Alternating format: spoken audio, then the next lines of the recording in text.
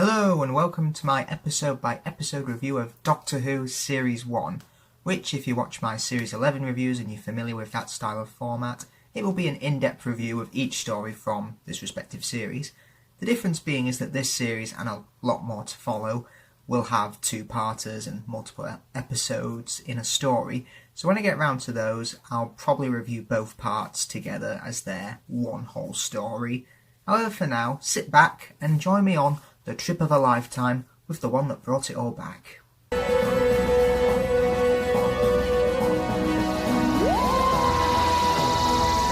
For those of you that don't know, there was a time when Doctor Who was no longer on the air.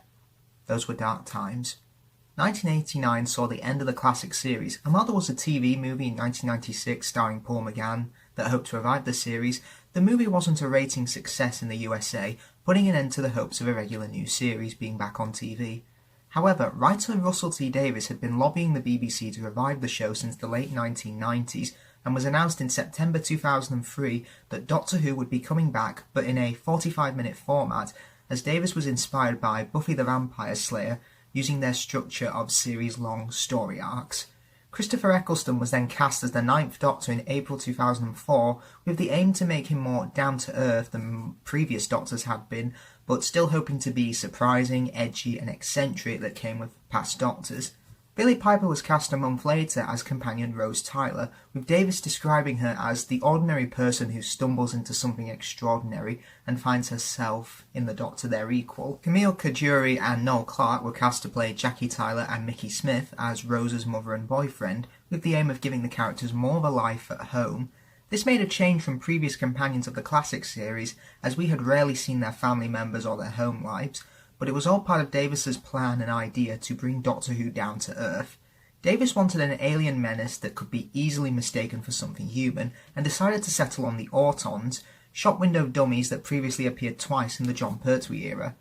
Davies originally offered the directing chair to none other than Edgar Wright, acclaimed director of the Cornetto trilogy, but he had to decline it as he was working on Shaun of the Dead at the time.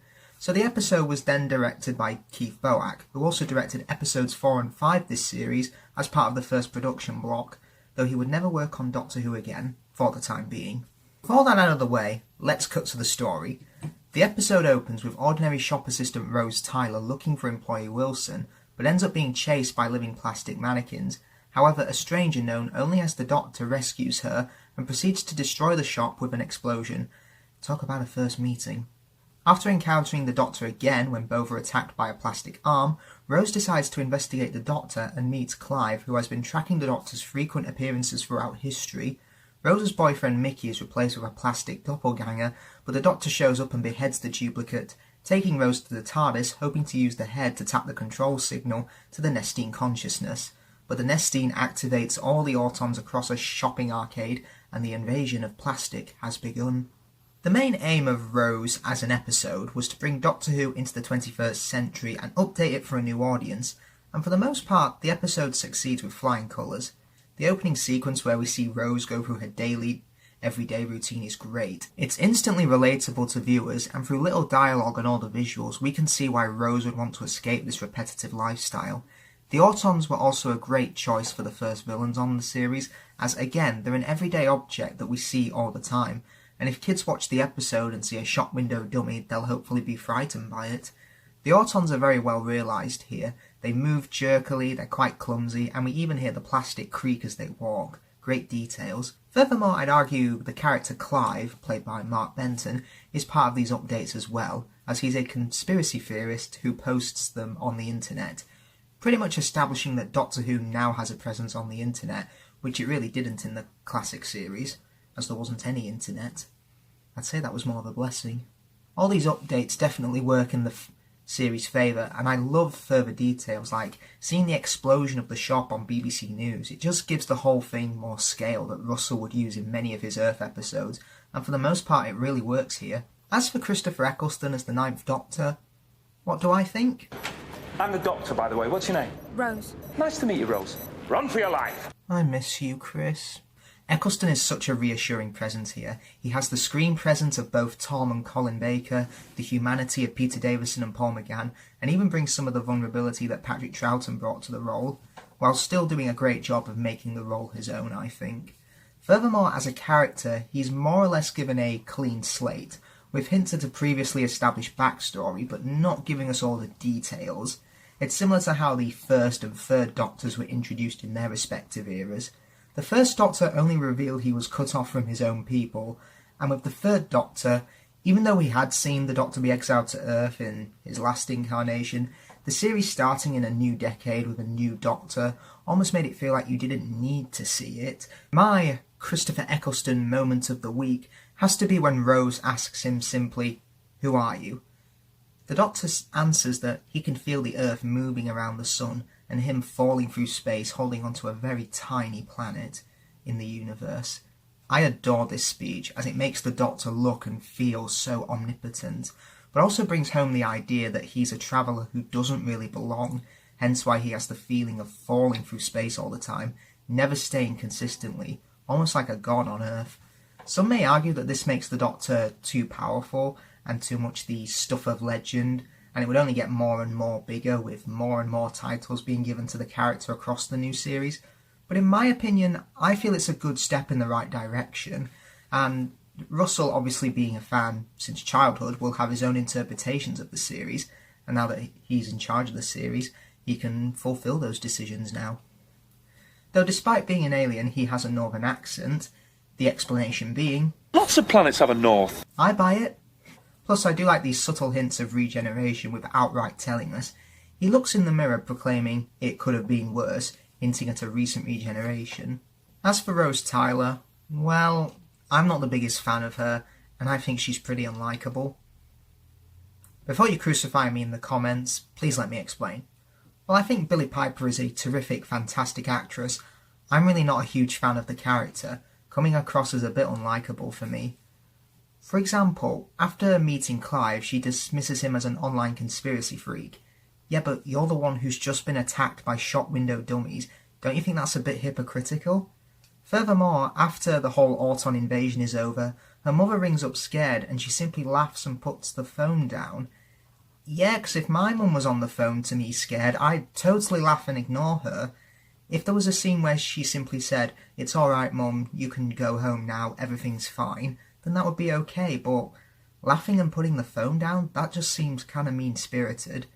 Finally, her boyfriend Mickey has been eaten by a bin, held captive by an alien plastic, is probably in need of help and support for the rest of his life, and what does she do? Gives him a kiss and runs off with the Doctor. That's pretty harsh. I get that she has to be the companion by the end of the episode, but there could have been a better way to do this. However, there are moments from her I do like in this episode, such as setting off the fire alarm in the restaurant to get the innocent people out, and I like how she claims to have no A-levels, no job, no future, but she at least has the bronze in the under-7s gymnastics, and uses those to help the Doctor defeat the Autons. It's cheesy, but it's a good moment for me. Though her best moment for me has to be the reaction to the TARDIS, as this is the first time that we the viewers have seen it as well. We see her reaction of disbelief. She goes back outside and goes all around the box, and on re-entering we see the inside as well, and it really doesn't disappoint. As for Jackie and Mickey, while this isn't their finest episode, they grow more as characters in later episodes. Mickey is more or less a cowardly klutz here, but in time he proves he's more than just Mickey the idiot. It's good potential, I think, for a character to go from someone who doesn't think they're worth it, they're kind of a klutz, they're kind of an idiot, and they regain their courage over time. I think it's good potential there.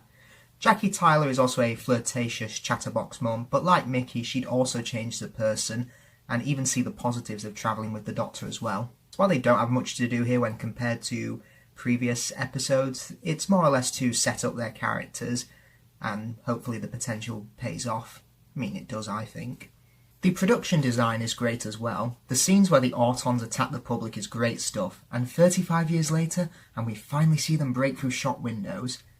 Fun fact, when they did it in Spearhead from Space, they actually couldn't afford it, so in the episode, in 1970, we hear the glass breaking, but we never see the Autons come out of it because of budget reasons. So now Russell has fulfilled that. Some of the CGI has dated in places, like the green screen for the Nestine Consciousness, but it's nothing too distracting. However, the TARDIS interior I really like. The whole thing just looks enormous. It has a rusty aesthetic to it, but also an organic look to it as well, as if it's a living being that grew. The music by Murray Gold is a bit hit and miss this episode.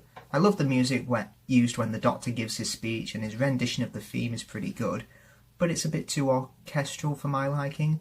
However, I can't deny it always gets me excited when I listen to his rendition of the Doctor Who theme. Music used in the opening montage is also a bit too intrusive, and at times I struggled to hear what the actors were saying. Nothing too awful, but just a bit too over the top, I think, for this episode. The titles are also great. The TARDIS going through the time tunnel is a great image, very reminiscent of the titles from the Tom Baker era. Great stuff. The tone of the episode is also a bit CBBC for my taste in areas. For example, Mickey being eaten by the bin is way too cartoonish, and it almost comes across as comical rather than scary. Furthermore, while Autumn Mickey is cool, it's just too over the top to blend in, and should have been a bit more subtle. How Rose didn't notice that he clearly looks plastic, I find a bit hard to buy. Despite not being entirely perfect, I don't think we could have asked for a better opening for Doctor Who in the 21st century, hoping to entertain both old and new fans. While tonally inconsistent at points, Rose certainly made a good enough impression to ensure that the series would still have a future on TV again. With an excellent new lead, great performances, an updated monster, and a relatable down-to-earth feel, Rose is definitely a great return for everybody's favourite sci-fi series. Faithful watchers, as a gift of peace, I give you a review from my thoughts.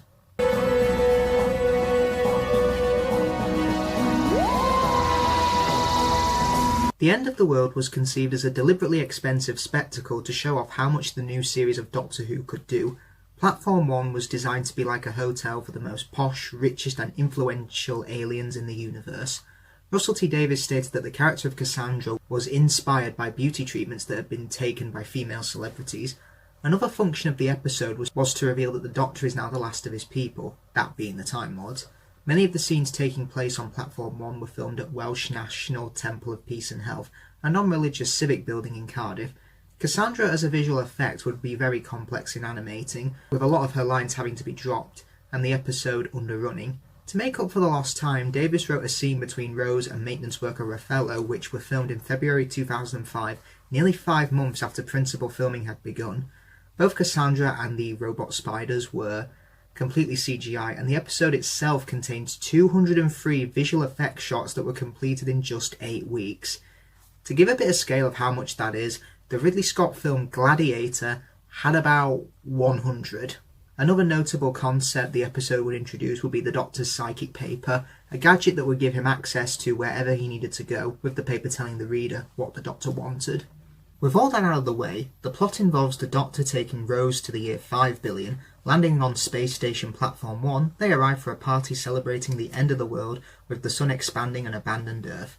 However, robot spiders disguised as gifts begin sabotaging functions on Platform 1, which disables the heat shields.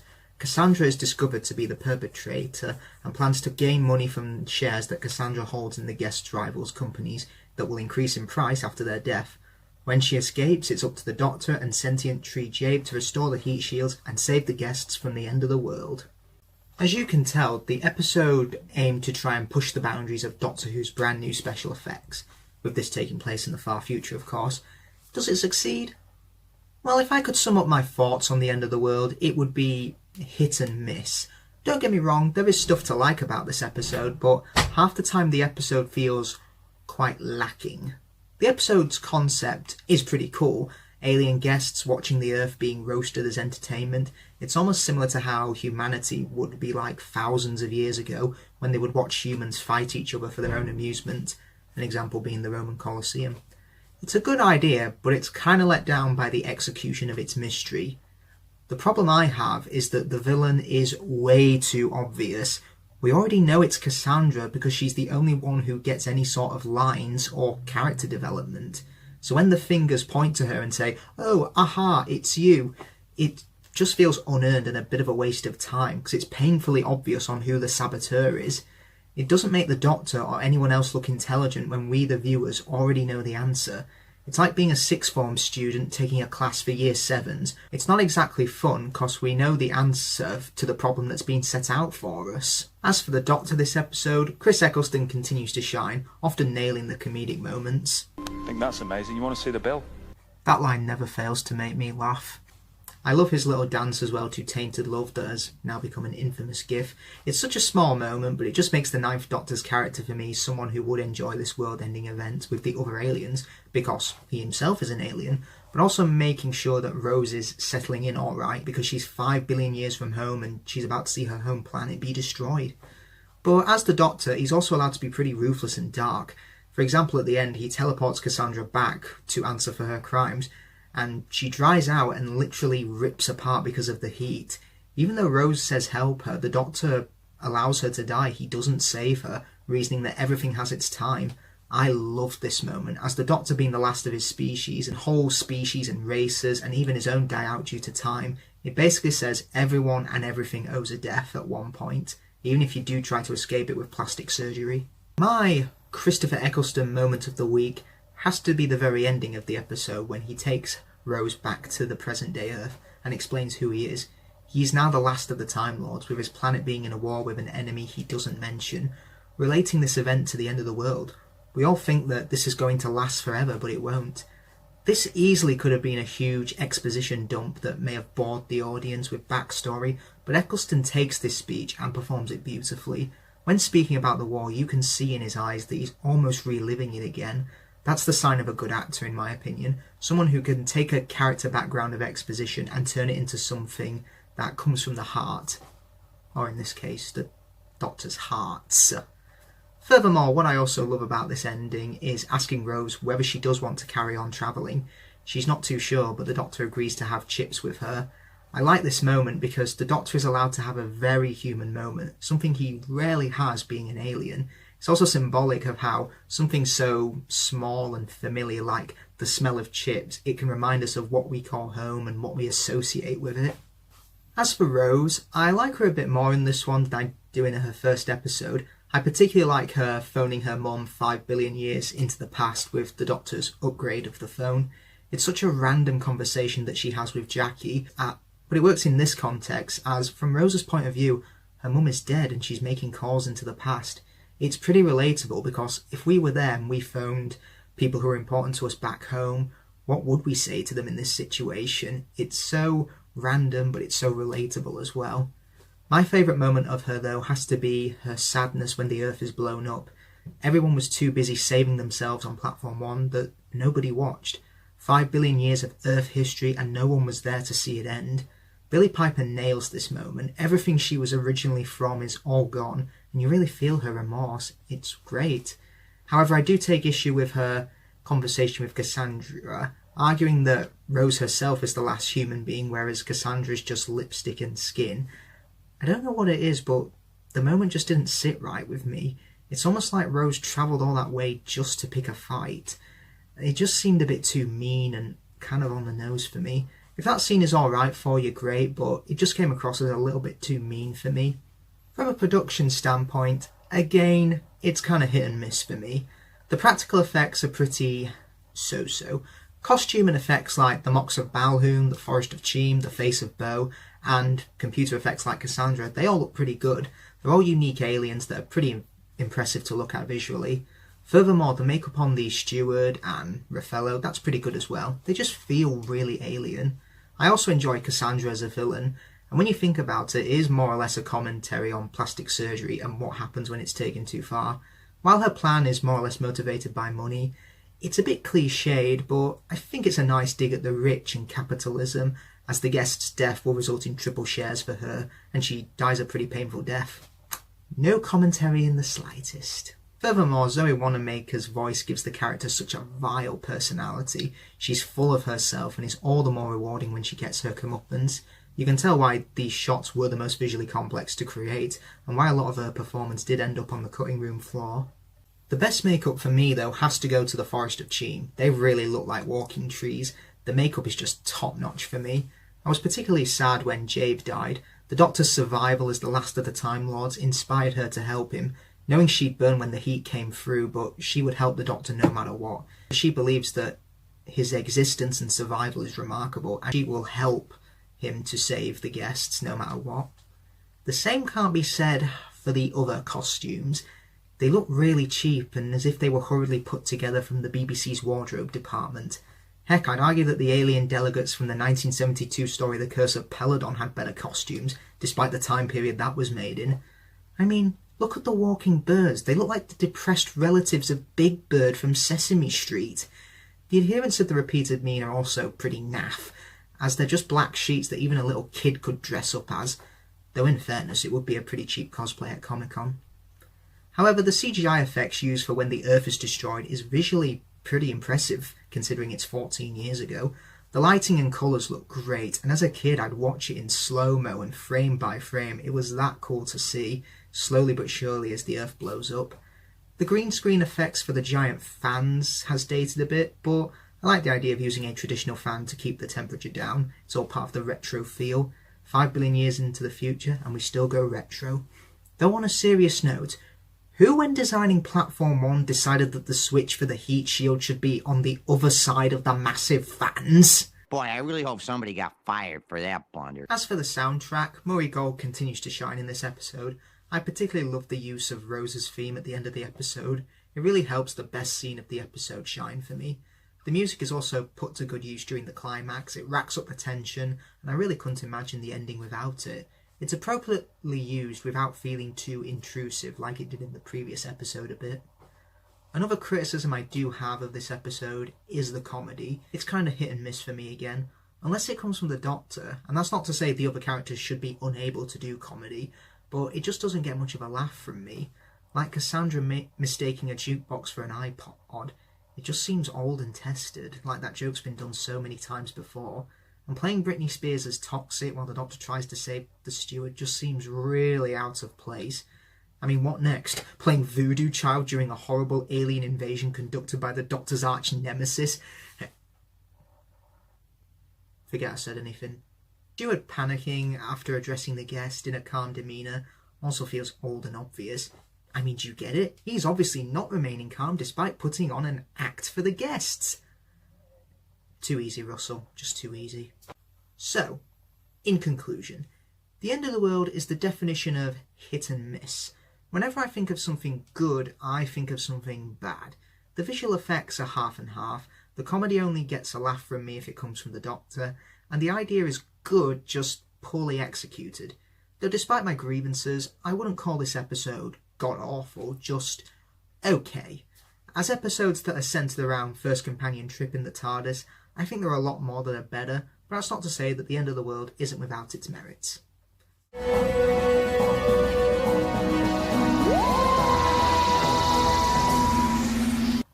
Russell T Davies came up with the initial concept of the Unquiet Dead, with the intention of showing the programme's range by exploring the past.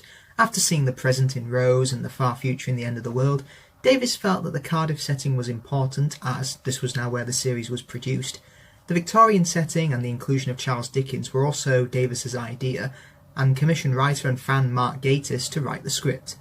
The original script would be set in a spiritualistic hotel with fake mediums and more zombies. The working titles for this story included The Crippingwell Horror and The Angels of Crippingwell, with the original draft taking a pretty dark tone and subsequently rewritten to be a bit more light-hearted and to be a bit more of a romp. Gatiss originally didn't want Charles Dickens in the episode, as traditionally he felt that the Doctor only mentioned meeting historical figures, but he soon warmed to the idea. As a fan of A Christmas Carol, Gatiss wanted to set the episode at Christmas, even realising that Dickens' arc in the episode mirrored Ebenezer Scrooge's. Russell T Davies even requested a scene in which the Doctor takes Rose to the future to see a world with the result of leaving the Gelf undefeated, kinda similar to the 1975 story Pyramids of Mars, but this was dropped as it was too expensive to film. Despite being set in Cardiff, exterior scenes of the theatre were filmed at the Swansea Marina, with the interior being filmed at the new theatre in Cardiff for Dickens's performance and when the Gelf intervenes. The interior of Sneed's funeral parlour was filmed in Penarth, a former children's home. Another interesting thing about the production was that, according to Mark Gatiss in the Blu-ray and DVD commentary, there was going to be a scene where the Doctor would be mistaken Mr. Sneed's new cleaner. Someone would have stated that, "I thought you'd be a woman," to which the Doctor replies, No, not yet. Nice bit of foreshadowing there. But with the production out of the way, let's look at the story itself. The Doctor and Rose land in Cardiff on Christmas Eve 1869. The corpse of the late Mrs. Pease has been taken over by a blue vapour. Walking to a performance of Charles Dickens, the blue vapour scares the audience and attracts the attention of the Doctor and Rose. The owner of the funeral parlour, Mr. Sneed, kidnaps Rose after she's seen too much, with the Doctor and Charles Dickens in hot pursuit. The blue ghosts are revealed to be the Gelf, consigned to an ephemeral form after being devastated by the Time War, pleading with the Doctor to open the rift and inhibit the corpses, using Gwyneth, a servant girl, as a bridge to cross the rift. This is the first episode of the new series to be set in history, and the Doctor meeting a historical figure since the 1985 story Time Lash, unless you count Albert Einstein's cameo in Time and the Rani. But anyway, for the most part, this episode more than delivers on its spooky tale. The Gelf are a pretty creative invention, creatures made out of living gas, perfect to possess human corpses, as when we die, gases merge in our bodies as we decompose, perfect for a gaseous being. I like how the Gelf in this pretend to be benevolent and vulnerable, but it's a ruse in order to conquer the Earth in force. Kinda similar to the Axons in the Claws of Axos. They pretended to be friendly and provide gifts for the Earth, but really they just want to suck the Earth clean of energy. The plot similarities here shouldn't come as too much of a surprise, as Gatiss was practically raised on the Pertwee era, but whereas Axons was more of an action story, this works equally well as a ghost story, as every scene just breathes with atmosphere, perfect to watch on either Halloween or Christmas, though I go for the latter and I have this as the Ninth Doctor's unofficial Christmas special. Christopher Eccleston continues to shine in this episode. One of my favourite moments from his Doctor overall, actually, not just in this episode, has to be his fanboying over Charles Dickens. His reaction to discovering that it is the Charles Dickens is so funny to watch. Even though he's an alien, he still has a huge fondness for human culture and enjoys all of his work. I even love how he has criticism of his work in areas, and even the most fanatic of fans can give the most constructive criticism to their idols. Great stuff. I also love his debate with Rose about giving what he believes to be the last of the Gelf, human corpses, to live in. The Doctor believes that the end justifies the means here. What are dead corpses against the last of a species? We're not going to need the dead anymore, so why can't we have gaseous beings living in them? Rose argues that we should respect them even in death, but the Doctor compares it to things like donor cards and recycling in the present day. The Doctor simply states that that's the way it is, accept it or go home. These two moments that I mentioned both showcase the Doctor's human and alien moments. It's a perfect balance of the character in my opinion. Though my Christopher Eccleston moment of the week, I had to choose the scene between him and Rose in the morgue. The Doctor even contemplates his and Rose's mortality in this scene. They're trapped by Gelf zombies and they think they're both going to die. Rose thinks it's impossible for her to die as she hasn't been born yet, but time is in flux and she could easily die here, letting viewers and Rose know that nothing is safe even when taking part in events that have already happened from your point of view. But I love how the Doctor has seen so many things. World War V, the fall of Troy, pushing boxers at the Boston Tea Party. A story I'd like to see, by the way.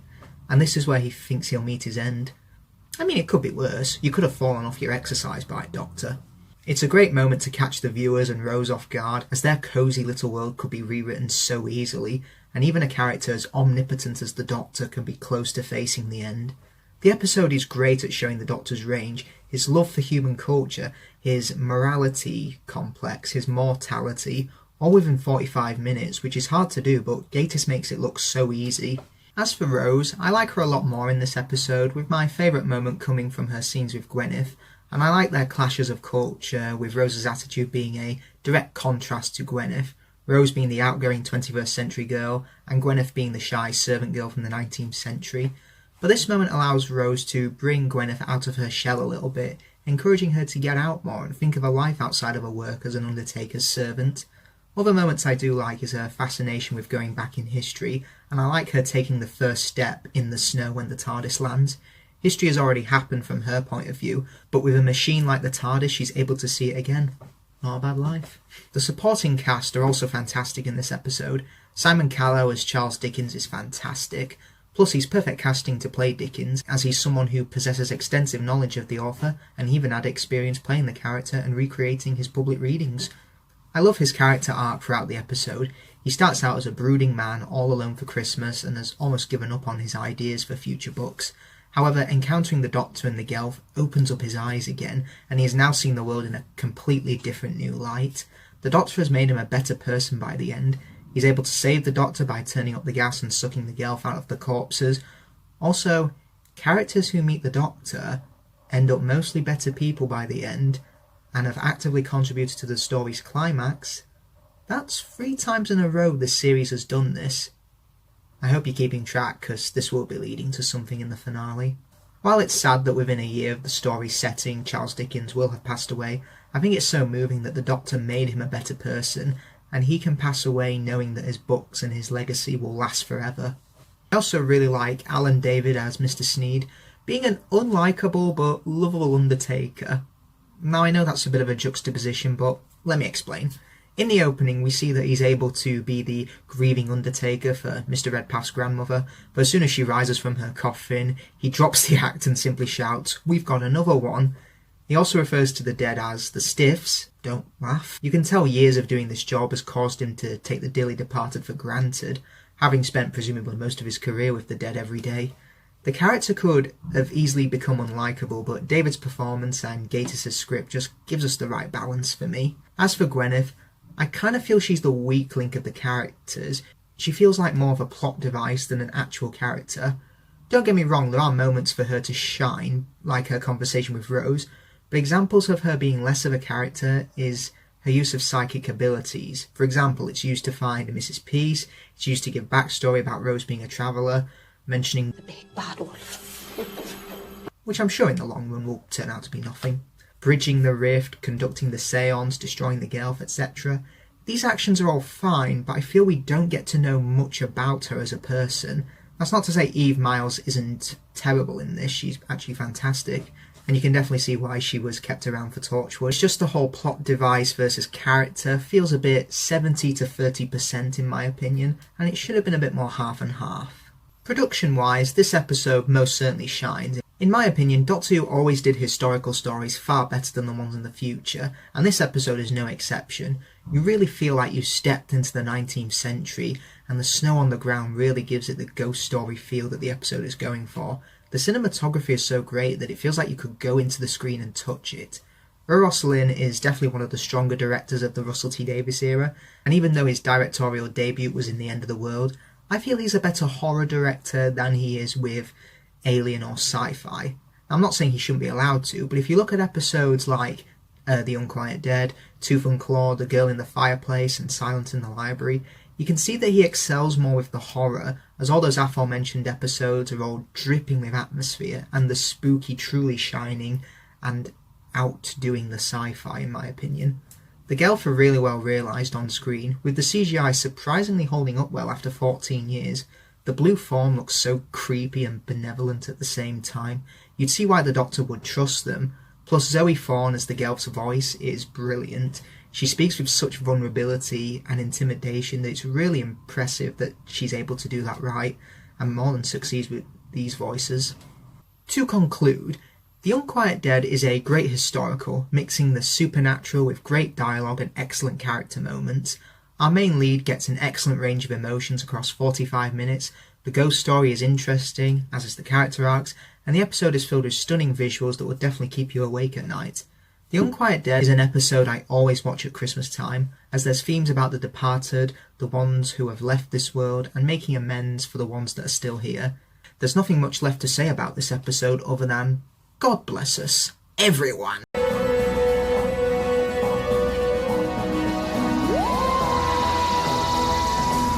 Doctor Who's first two-parter was made as part of the first production block, along with Rose, the first episode. The Cardiff Royal Infirmary was used as a set for the Albion Hospital.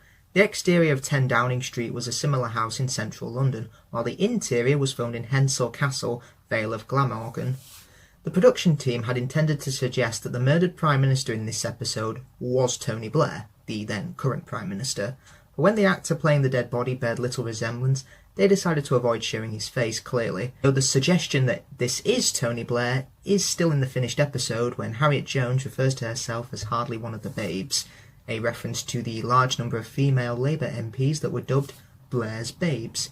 This is also the first appearance of semi-recurring characters Harriet Jones and Trinity Wells, and they would make subsequent appearances across the Russell T Davies era. Originally, the individual episode titles were going to be Aliens of London Parts 1 and 2, but this was soon changed to World War III, making this the first time since The Gunfighters where stories with multiple episodes had their own titles. With the production out of the way, the story involves the Doctor taking Rose home, but due to the dates being wrong, Rose has left her family for over a year as opposed to 12 hours. Rose is believed to have been murdered by Mickey, and Jackie is furious of her not telling her the truth of where she had gone. Meanwhile, a spaceship crashes into Big Ben and falls into the River Thames. London is shut down, the Prime Minister disappears. The Doctor discovers that the alien craft was launched, in fact, from the planet Earth, and the pilot is an Earth pig that has been modified by alien technology. When Jackie discovers the truth about the TARDIS, the Doctor and Rose are escorted to 10 Downing Street to meet with fellow alien experts. The Slovene, disguised as politicians, murder the experts while the Doctor joins forces with Harriet Jones, MP for Unfunny Recurring Joke, Flydale North. Making contact with Mickey, the Doctor instructs him to log on to the unit website, while the Slovene declare a matter of national security and request the United Nations to release the nuclear defence codes to launch a nuclear strike against a fictitious mothership, but secretly plan to fire weapons against other countries in order to start World War III. This two-parter aimed to show how Rose's home life would be affected by her travels with the Doctor, something we hadn't really seen before with companions, and does it succeed? Well, yes and no. Don't get me wrong, there is stuff to like about this two-parter, but I have mixed thoughts on this story. I do like the scale of this story. The sequence where the spaceship crashes into the Thames is a great scene, and I equally love the reaction scene on British TV. I love the chaos on the news seen throughout the episode. It's a whole new world for the human race, and from their point of view, first contact with aliens, and they don't know how to react to it all. Just seeing it all on the news gives the whole episode such a scale to it all, and feels reflective of how we'd react to a worldwide problem. However, my main problem with this two-parter is its tone. How the hell am I supposed to feel when watching this thing? The story often shifts between an adult drama to a CBBC kids show. For example, we get a minute of farting politicians, which is then immediately followed by the Slovene unmasking themselves and murdering the general. Sorry, but what came before it just robs the scene of any horror or tension that you were going for. We also have a scene in Albion Hospital that is almost staged like a horror movie when the alien pilot breaks out of its tomb, but is then revealed to be a space pig. Seriously, for me, it just took away all the tension. Furthermore, we get scenes where characters run terrified away from the Slovene, but the Doctor just says hello to them as he comes out of a lift. So, am I supposed to be scared of these aliens or find them funny? There's also the missile scene, which could result in the deaths of many in Downing Street, and Jackie is aware of this, and she sees the missile go by Mickey's flat. But again, it's cutting scenes of the Slovene trying to be funny when they need to escape in their skin suits. We also get the Doctor contemplating saving the world, but it could mean losing Rose. Two problems with this scene. A, she's not worth it, but I'll explain that in a bit. And B, it's immediately followed by the Slovene proclaiming, "Victory should be naked." See what I mean? You should pick a tone and stick with it, but this story tries to have its cake and eat it. Christopher Eccleston does continue to shine in this two-parter, often nailing the comedic moments again. Excuse me, do you mind not farting while I'm saving the world? Okay, that line never fails to make me laugh. I also like the Doctor's glee at witnessing the spaceship crash. To him, history is happening right in front of his eyes, and to him it's fantastic. He doesn't know what the spaceship is, where it came from, he didn't know it was going to happen, but just seeing humans, make first contact with aliens is brilliant to him. Though I question why he watches the TV in Jackie's flat when he has one in his own TARDIS. I do like his compassion for the space pig that was scared, but when it's shot by the soldier and the Doctor berates him for it. Okay, the scene has good intentions and all, but the problem is, it was a walking space pig! Again, it goes back to the problem of tone that I have with this story. I also like how he explains what his life is like to Jackie. It's not fun or smart, it's standing up for something and helping out when no one else will. That is the epitome of the Doctor's character, in my opinion. However, I'd say my Christopher Eccleston moment of the week has to be his standoff against Margaret Blaine. He gives them an ultimatum: leave the Earth or he will stop them. The Slovenes simply laugh and Margaret answers back with, "What, you? Trapped in your box?" The Doctor simply responds, "Yes, me." There's so much intimidation said in those two words. It shows that the Doctor can be such a force to be reckoned with. Less is more is often better, and that sequence is a prime example for me. Also, the very next scene is showing a deserted London with the news proclaiming the end of the world and the release of the nuclear defence codes being imminent. So, pointing to you, World War III, you had a great moment that wasn't deflated by juvenile humour. Another interesting thing to point out here is the Doctor's age is first mentioned here since Time of the Rani, though in that story he said he was to be 953, and here he gives his age as 900. Small detail, I know, but continuity, what's that? As for Rose Tyler, just as when I was starting to like her more in the previous two episodes, the character becomes unlikable for me. Okay, so she leaves her family for a year. Now granted, that was out of her power because the TARDIS got the dates wrong, etc., but she doesn't seem to be ready for the consequences. For example, Mickey was left traumatised after the events of Rose, and for a whole year waited for her to come back. While everyone thought that he had murdered her, he was questioned by the police multiple times and more or less had his life ruined. Now, if I hadn't seen my girlfriend for a long time, the first thing I'd do is see her to make sure she was alright. Now I've got to get a girlfriend first, but anyway, the point still stands. Rose does say, "I was going to come and see you," but if anything, that should have been the second thing you should have done when you got back. The first being seeing her traumatised mum. I give her points there, but you should have waited for him to come to you. You should have gone out and seeked him. I get Mickey is a bit of a klutz and a bit of an idiot and all, but he's nice and he practically worships the very air she breathes. Mickey deserves much better here. Now, I know her defence is it's only been a few days from her point of view. That doesn't make a difference. As for her scenes inside Downing Street, the character fares a bit better, but when the Doctor says he could save the world but lose her in the process, I'm just sat there thinking, she ain't worth it at all, mate. If she was a more likeable character earlier on in this story, I might have been more invested in this scene, but it does nothing for me because of Rosa's actions, or lack thereof. However, one moment I do like is her taking a decision for them all in the cabinet room and using the cupboard to survive the missile attack. I don't know if that would really work, but it shows ingenuity, so there's a point for you. As for the supporting cast, again, it's kind of my problem with the story as a whole. Good ideas and pretty good performances, but the execution is just too CBBC at points. The actors playing the Slovenes disguised as the politicians aren't bad. The problem is that they just feel way too over the top and just too, again, CBBC for me to be taken seriously. If this was on the Sarah Jane Adventures, I'd be a bit more forgiving. As Game of Thrones fans, General Asquith in this story is Jon Royce from Season 4 onwards. I do like Penelope Wilton as Harriet Jones, but again, her performance at times is a bit too over the top, and you may disagree with me here, but I think she holds the distinction of giving the first piece of terrible New Who acting. I'm sorry, but that's up there with performances like this. My dreams of conquest! However, I do like her arc of becoming a better politician by the end of the story. Having met the Doctor, she's able to do what her job is. She's the one who grants permission for Mickey to use the missile as being the only representative in the room. She feels she holds the power and gives the order to help save the world. Now, if only all politicians were like that. I also find it a bit funny how when the Doctor gives the reason where she's heard her name before, it's because she's the future Prime Minister and being called the architect of Britain's Golden Age. Which, come Christmas time, the Doctor will have totally screwed up. Don't you think she looks tired? Yay? I have to say I do love Noel Clarke as Mickey, and I really dislike how his character is written. He's a character who's literally done nothing wrong, yet is constantly berated by the Doctor. He just comes across as too mean for me, and is called an idiot. However, I think the episode is key to his growth. He's vital in saving the world, as he hacks into the unit website to launch a missile at Downing Street.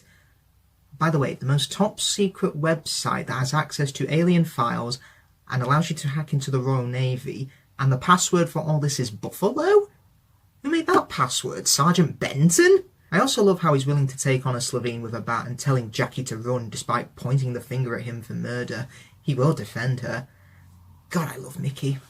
Noel Clarke for me is such an underrated actor, and as a character he does whine a lot and, acts like a klutz, but his performance just makes it so real and you really feel for Mickey. Why does everyone hate him? It's not fair. I also love how he turns the Doctor down at the end when he offers to come with them, but he thinks he's not ready for those travels yet. His growth across the first few series of New Who felt very natural to me, and this is his showing of his potential being fulfilled. As for Jackie, I do like how in this story she's seen both the positives and negatives of the Doctor's world. The negatives being that she's had her daughter disappear for a year, being attacked by a Slovene in her own home, and nearly loses her daughter again. However, because they were successful in the end, she's able to see that the Doctor is good in a crisis, and is even willing to sit down with him and talk. But of course, the Doctor doesn't go for that type of lifestyle. We also have Dr. Sato, played by Naoki Mori. Now this is the same character who would be called Toshiko Sato in Torchwood, the Doctor Who spin-off. However, her appearance as a doctor in this episode would be a bit of a continuity error, as she was the tech expert in that series, while Owen Harper was the medical officer. Now this was explained in the Series 2 finale of Torchwood, as Tosh was covering for Owen because he was suffering from a hangover. I just don't know how the staff at the hospital didn't see that the Torchwood Doctor suddenly had a sex change. As for the Slovene, again, I have mixed thoughts on them. I do like their plan of using scaremongering to get what they want. They're practically a parody of Tony Blair and New Labour. Don't believe me? Check out how unsubtle the dialogue is. Then they have found massive weapons of destruction, capable of being deployed within 45 seconds. Tonight, British servicemen and women are engaged from air, land and sea. Their mission? To remove Saddam Hussein from power and disarm Iraq of its weapons of mass destruction. And fans say Series 11 had no subtlety. Furthermore, I do like how they're not out to invade the world because they're evil. They're out to make a profit for their family, and that's quite interesting. Plus, that is the second villain this series that's been motivated by money, and another dig at capitalism. God, Russell, you're some kind of communist, is what a silly person would say. Plan, the Slovenes, is quite interesting, but in terms of how they look, I'm not gonna lie here, they look like shit. The bodies are pretty impressive, but the baby faces make them look completely unthreatening. I'm really not a fan of this design at all. However, when it comes to the CGI during the chase scenes, they look far, far worse. They don't even resemble the practical effects. I mean, it's so bad you could make a game out of it. One of these things is not like the others. One of these things doesn't belong. Can you tell which thing is not like the other by the time I finish this song? Two of these things are crappy practical effects, but this is the most unconvincing CGI since Food Fight. However, I do like the effect of them getting out of their skin suits. Seriously, as a kid, when it got dark, I used to turn off the lights in my room and the blue effect would just fill the room. Try it. Though it might hurt your eyes if you do it too much. I'm evidence of that. Furthermore, their skin suit reveal is also used to give us Doctor Who's first cliffhanger since the series came back. And yeah, it's a nice callback to the classic series where they would typically reveal the monster at the end of part 1. Two problems I have with this scene though. If it takes the Slovenes so long for them to unmask, why don't they all just run away? And the cliffhanger is kind of ruined by the next time trailer popping up right after the ending, showing the characters that we previously saw in peril all alive and well. So while the motivation is pretty good satire, the execution is pretty naff. And I liked them as a kid, but growing up, I personally don't think they hold up anymore. Production-wise, there's nothing much that stands out from this episode. In all honesty, the direction feels a bit flat to me, as there's nothing memorable that I can really pick out. However, I do like the music by Murray Gold. My favourite track is when the spaceship hits Big Ben and crash lands. The music really brings that scene to life. Awesome stuff. So, to conclude, Aliens of London and World War III has pretty good ideas and impressive scope to it all, but its uneven tone, CBBC acting and ridiculous monsters squander the potential that this two-parter has. The stuff of nightmares, reduced to being in a review. I'm getting old.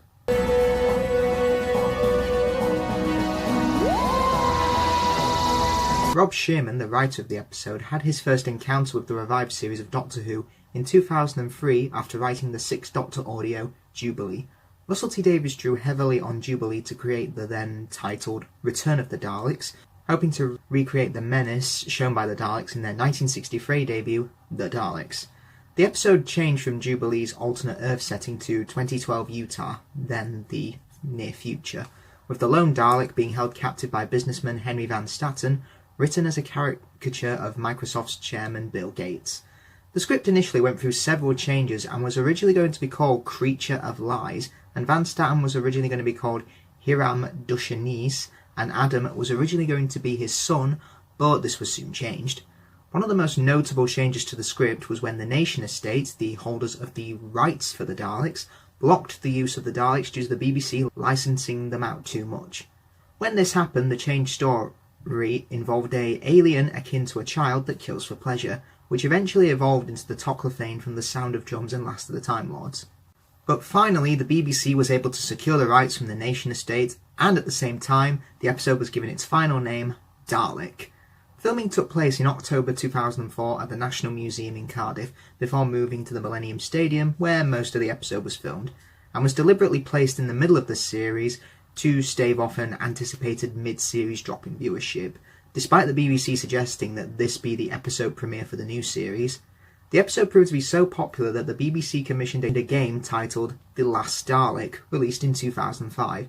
It's loosely based on the episode, but with a remarkably different ending. Spoilers, you kill the Doctor and destroy the TARDIS, as the Dalek, effectively winning the Time War.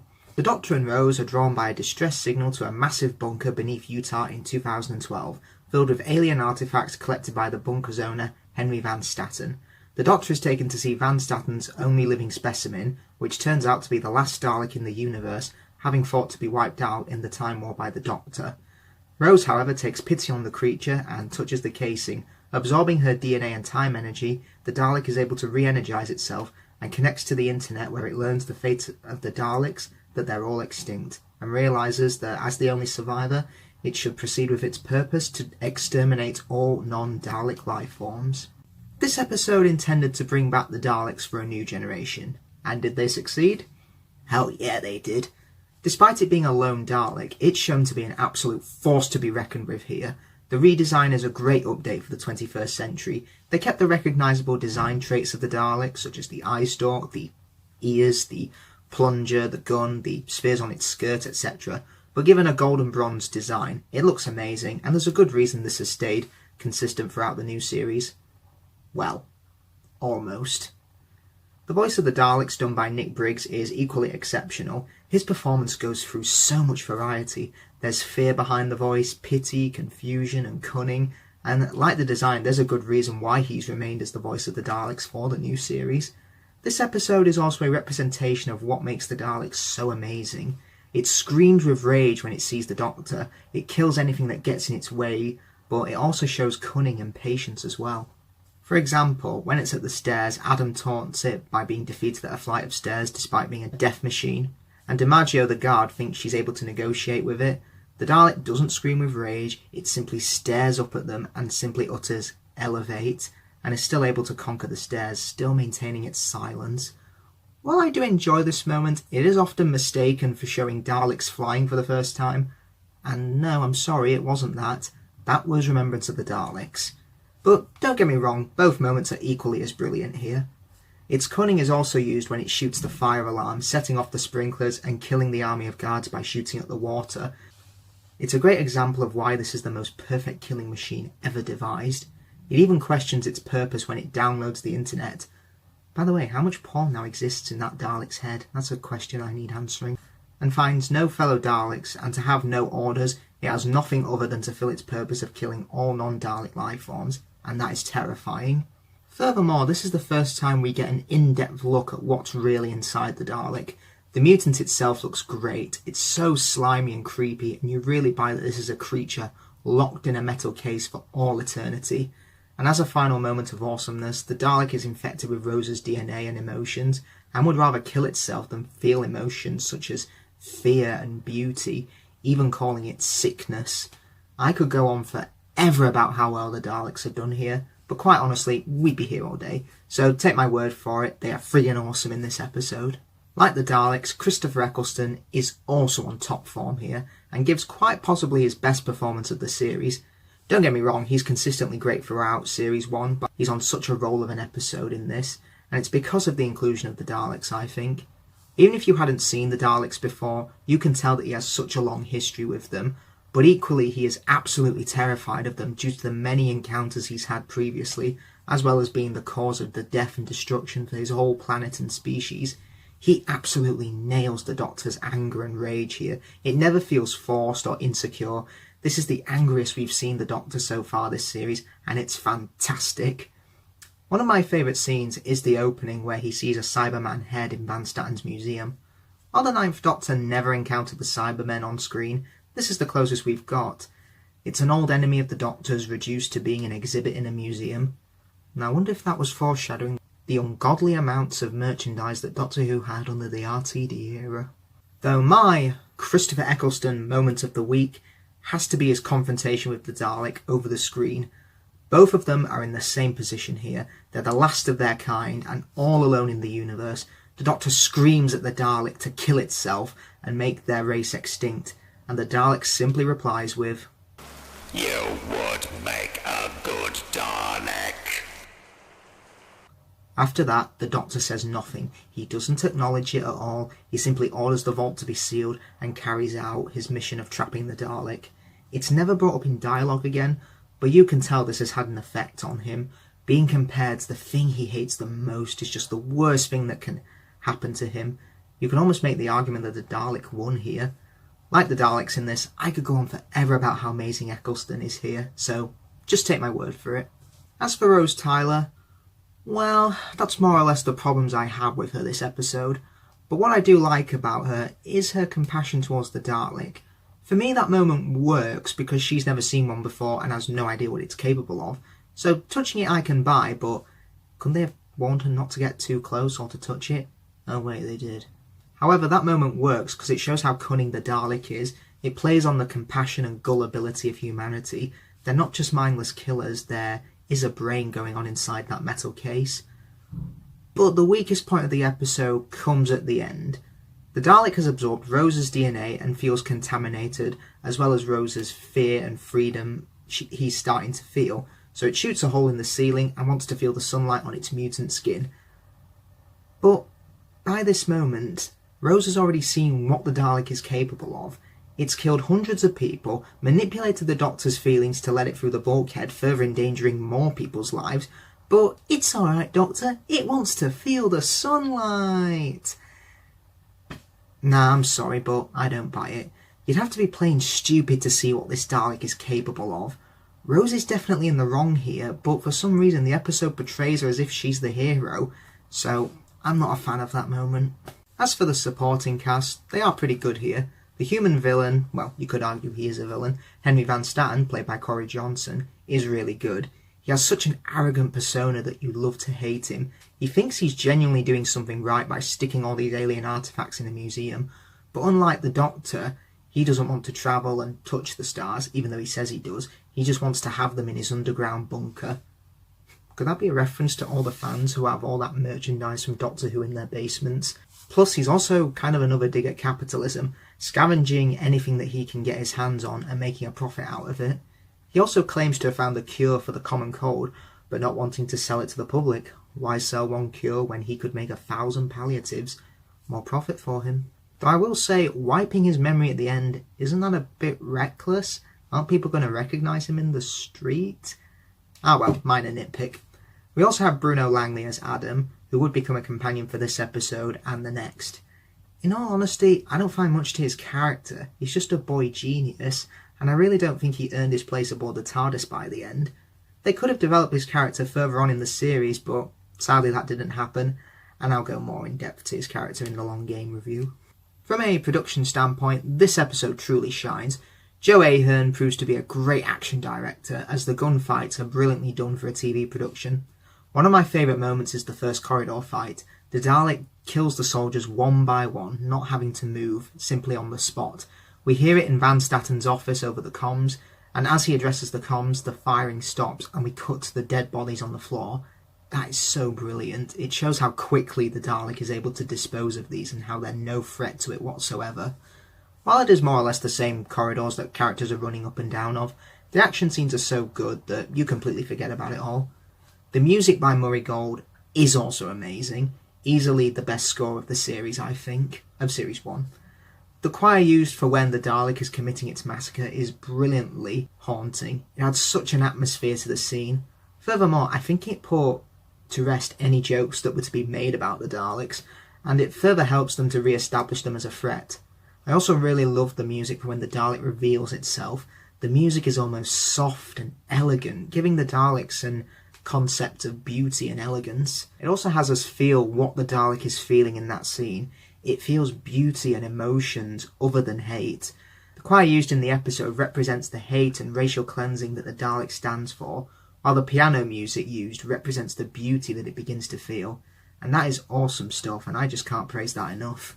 So, in conclusion, Dalek is a superbly acted, brilliantly directed, excellently scored episode that has beautiful scenes of death and destruction and brings Doctor Who's most iconic enemies back with an absolute bang.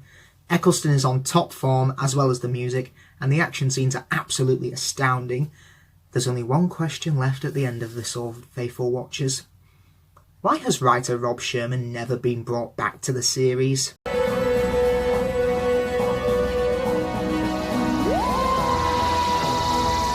The original idea for the long game was to be told from Adam's perspective.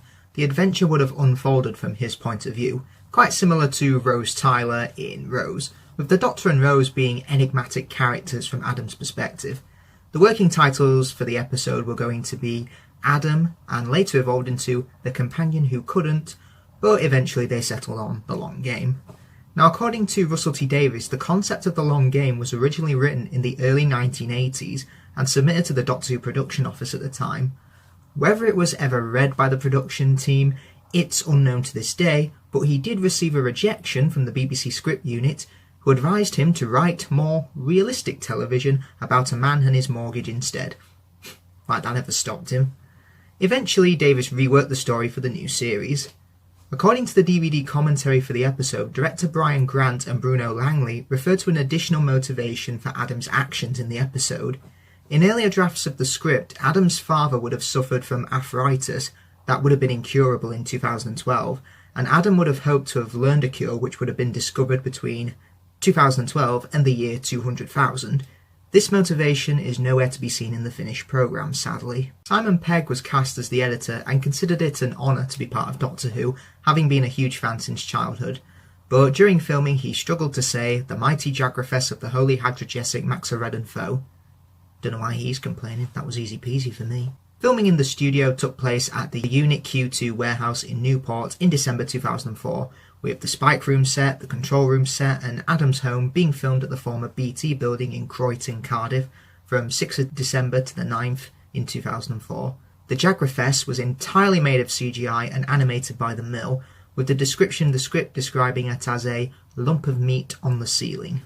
The episode starts with the Doctor, Rose and Adam arriving on Satellite 5 in the year 200,000.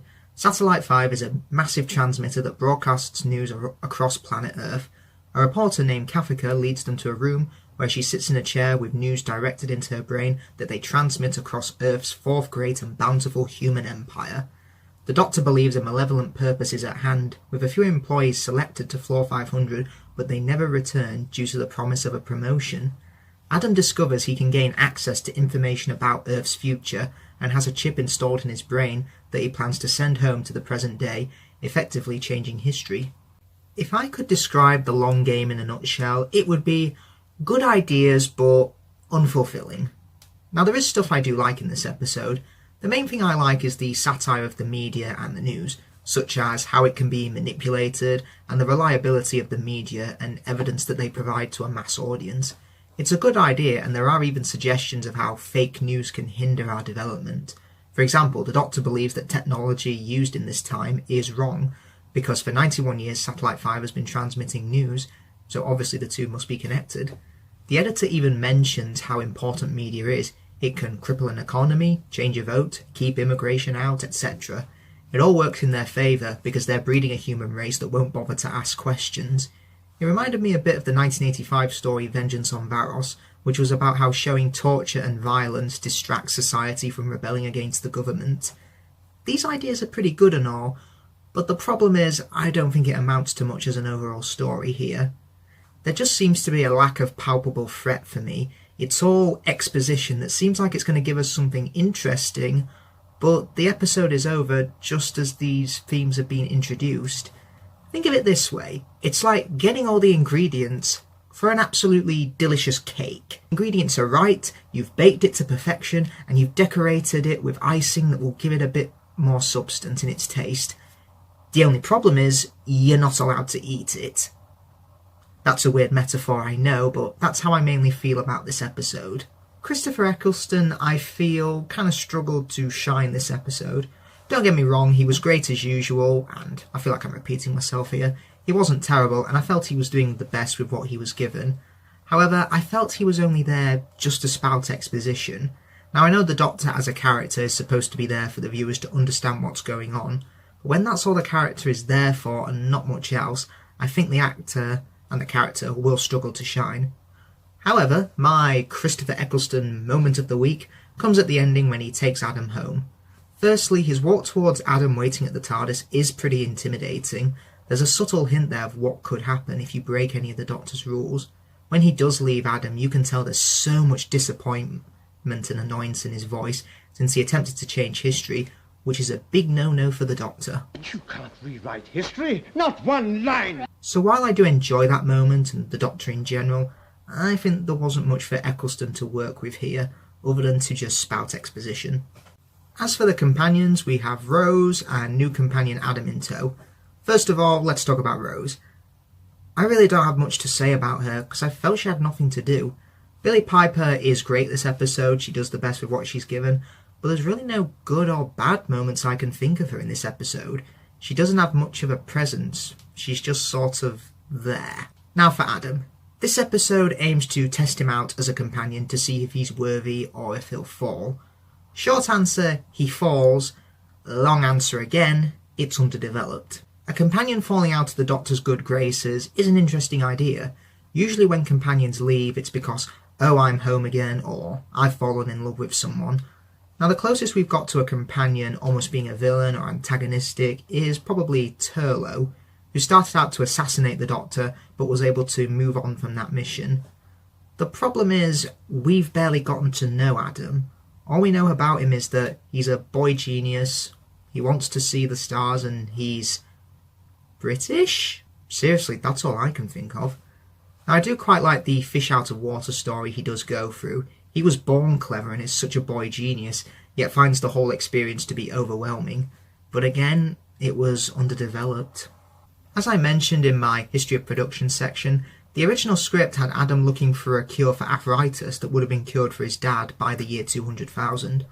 Why this was cut, I really don't know, cause it gives Adam a motivation for sending all this information back into the past.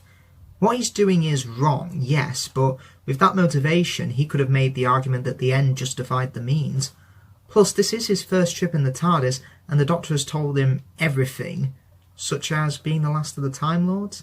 I bring this up as when Adam activates his chip, the editor is able to know everything about the Doctor through Adam. Seems a bit of a convenience there in order to artificially raise the stakes. Furthermore, isn't leaving him on Earth with a head-opening chip that's activated with a click of the fingers rather dangerous? Now, I know the Doctor at the end tells him to stay out of trouble, lead a quiet life, but he can't guarantee that. Heck, his mum finds out on the off chance when she sees Adam again and clicks his fingers right in front of him. I mean, I find it a bit hypocritical of the Doctor to abandon Adam because he was sending information from the future to the present, but you've left walking, breathing evidence about this technology on 21st century Earth. Now, I know some of you are going to be commenting down there, the Doctor lies, and if you are going to comment that, please stop. As for the supporting cast, again, mixed bag for me, but let's start with easily the best guest star in this episode, Simon Pegg as the editor. I feel that this is the only element of the episode that lived to its full potential. Pegg takes every line and gives it such personality. He's able to be a threatening presence, but also have an underlying wit to his character. He can genuinely be scary when he denounces Suki as a liar, and even when he says the Doctor is no fun. There's an underline of philosophy there, as he expected a bit more of a debate from the Doctor. The fact that he can go from giggling with glee one minute to having such authority and power the next is a testament to how much of a great actor I think Simon Pegg is. Plus also, he's another dig at capitalism because he mentions in the episode representing a consortium of banks. So we have another villain that's motivated by money. The variation here is off the charts.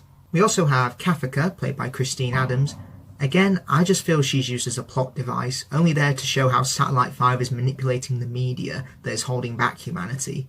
The only trait I can remember is that she wants a promotion. That's about it.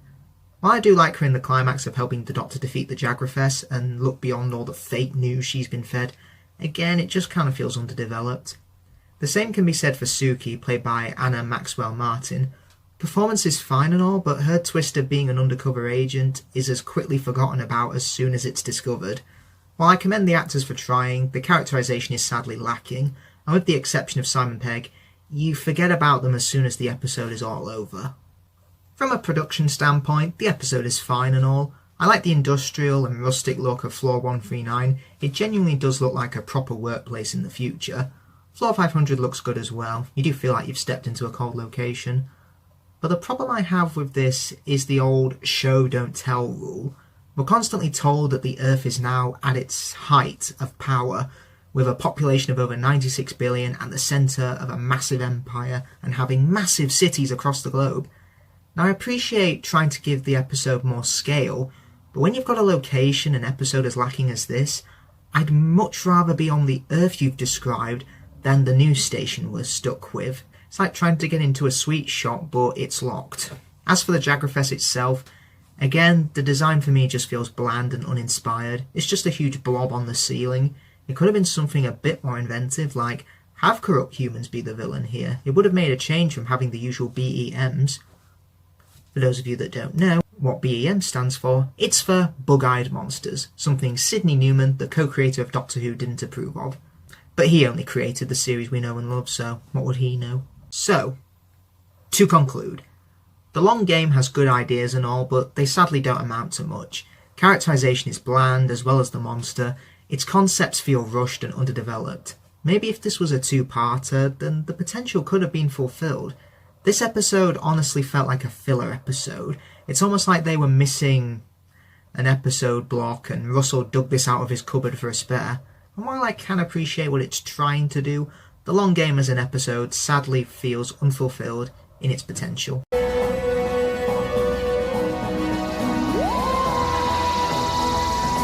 According to producer Phil Collinson, showrunner Russell T Davies came up with the concept for Father's Day during early plannings of the revived series, as he felt it would be a perfect time travel story. Davies insisted on a storyline that would be easy to follow and be drawn from human emotions. Furthermore, the production team felt that the previous 7 episodes had established why Rose was a good companion. I mean, they were mixed on those results, but let's carry on. Father's Day shows that she does make mistakes, but in a relatable way. Davies chose Paul Cornell to write the episode. Cornell had previously written Doctor Who spin-off material for the Virgin New Adventure books, which bridged the gap between the classic series and the new. Davies originally intended that the episode be a small-budget saver character piece, investigating the death of Rose's father, but Cornell suggested the addition of the Reapers to the episode. Working titles were Wounded Time and Wound in Time. Davies came up with the final title, though, of Father's Day. Davies and Cornell debated whether it should have been Rose's plan all along to save her father, and this is kind of left ambiguous in the episode. Billie Piper felt that it did not occur to Rose until after she began travelling with the Doctor. In the original script, in the scene where the Doctor opens the TARDIS and discovers only a police box interior, the original idea was the TARDIS would crumble to dust, a la the ending to Infinity War. This was changed for the reasons of costs, and Cornell has stated that he thinks that this change is an improvement. Cornell also states that the character of Pete Tyler is based on his own father, who attempted many different jobs and schemes, including like Pete, selling health drinks, before eventually finding success running a betting shop. Pete's line, "I'm your dad, it's my job for it to be my fault," is taken from something Cornell's father once said to him. Originally, Pete was to take a swig of wine before he sacrificed himself at the end, but this was removed because a correlation between alcohol and bravery was not thought to be a positive message. The Reapers went through many redesigns. Originally they were supposed to be men in cowls, based on the actual Grim Reaper. The final design retains some of this image with its scythe-like tail, and the original design was deemed too similar to creatures seen in the End of the World, and were reworked into something more otherworldly. They were not originally intended to fly, and there was also discussion of how much they would resemble animals as opposed to the Grim Reaper. The end result is a mixture of the two approaches. The final design had a shark-like quality, but with bat wings and a mouth influenced by a praying mantis. Vulture sound effects were also used for their screeches. The CGI models were made over a 2-month period, being finished at the end of February 2005, rather than at the beginning of January as originally scheduled. The special effects team then had 2 or 3 weeks to complete the 40-odd shots of the completely CGI Reapers in the episode. The episode ended up being more expensive than intended because of the CGI. Also the message, "Watson, come here, I need you," reportedly Alexander Graham Bell's first words ever spoken over a telephone. However, historical records indicate that the words are, "Watson, come here, I want you." Now the error was not present in the script, but it crept in at some point during production. Producer Phil Collinson speculated that it was because the line was actually re-recorded in post-production. It was originally recorded by someone who the production team felt put on too false of a Scottish accent, and so it was re-recorded by an actual Scot. The episode begins with the Doctor taking Rose to the day her father, Peter Tyler, died, so that he's not alone when he is killed in a hit-and-run accident. After witnessing the accident, Rose is unable to comfort Pete. Going back again, Rose suddenly pushes Pete aside, and the younger Doctor and Rose vanish, with the timeline being potentially damaged. The Doctor finds the TARDIS is now an empty shell, with strange flying beasts called the Reapers appearing and consuming everything within the damaged timeline. The main thing I love about Father's Day is it being a character study, but also a mix of sci-fi. These are usually the things I love about the genre. Sci-fi elements like paradoxes and alternate timelines, etc., but it's the emotion of the characters that drive the story as opposed to an over-reliance on logic and mumbo-jumbo. Character pieces are often hard to do, but Cornell's script contains engaging characters, but also keeping the stakes high so that the audience's interest doesn't wane or we're not bored while watching. Furthermore, the script just feels so human, with so much humanity that's personified throughout the episode. Again, Christopher Eccleston is fantastic in this episode, being a confident and also the most human we've probably seen the Doctor in this series so far. Eccleston is able to make all the sci-fi jargon sound genuine, and you just want to listen to him all the time, as he is the oldest and wisest figure in the church hall. Furthermore, he does get to be pretty ruthless, as he does seem set on leaving Rose as she's got her dad back, and as long as you're with the Doctor you abide by his rules no matter what. His look to Rose at the end pretty much says, "Cross me again and that will be it." But honestly I felt that the consequences are a bit inconsistent this series, which I'll touch upon in a little while. My Christopher Eccleston moment of the week has to be his conversation with Stuart and Sarah. He asks them how they got together. Stuart offered to get Sarah a taxi at 2 AM in the morning, but they don't think they're that important. They got together for a simple reason as that. The Doctor completely disagrees here. A small moment on a street corner at 2 AM in the morning is something he's never experienced before. The Doctor has seen creatures, monsters, gods, good, evil, hundreds of planets, countless civilization, and unlimited rice pudding, but never something like that. Later in Bad Wolf, the Doctor mentions all he's after is a quiet life. For me, his meeting with the Daleks and the aforementioned moments in this episode is the perfect way to describe the Ninth Doctor. He's fought in a massive war and seen the genocide of 2 species, even his own. Maybe that's all he did want in the end. Travelling the universe just looking for peace again instead of evil to fight, but obviously standing up to it because it is right. While it was only mentioned a few times in the series and didn't go much anywhere, I do think that it was a nice touch to the Ninth Doctor's arc in Series 1. Billie Piper has even said that this is her favourite episode of the first series, and I can definitely see why. Now I'm not going to act like I have too many positive things to say about Rose this series so far, but I won't deny how brilliant Billie Piper is as an actress. See, I can be nice. Rosa's vision of her dad is this successful businessman, but in reality he was just a bit of a Del boy making a bit of cash, and Piper's acting on seeing her dad for the first time is brilliant, as she runs such a range of emotions because she doesn't know how to feel in this situation. It was a good decision to save her dad, but she didn't think of the consequences. Normally I would complain, but as human beings, yes, we do make mistakes.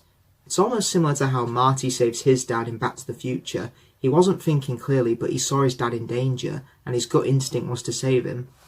Also, protagonist travels back in time and saves father from being run over. Was that a deliberate homage? When showing off Pete's skills and trophies at the flat, her performance is great. She may as well be speaking to a brick wall, even with the Doctor being in the room, being as unresponsive as he is. The happiness and pride that Rose has for Pete feels so genuine, and a lot of it I think is down to Piper's performance. Furthermore, I do love it when she sees her mum and dad arguing. When you think about it, growing up, she never saw them argue because of Pete's death.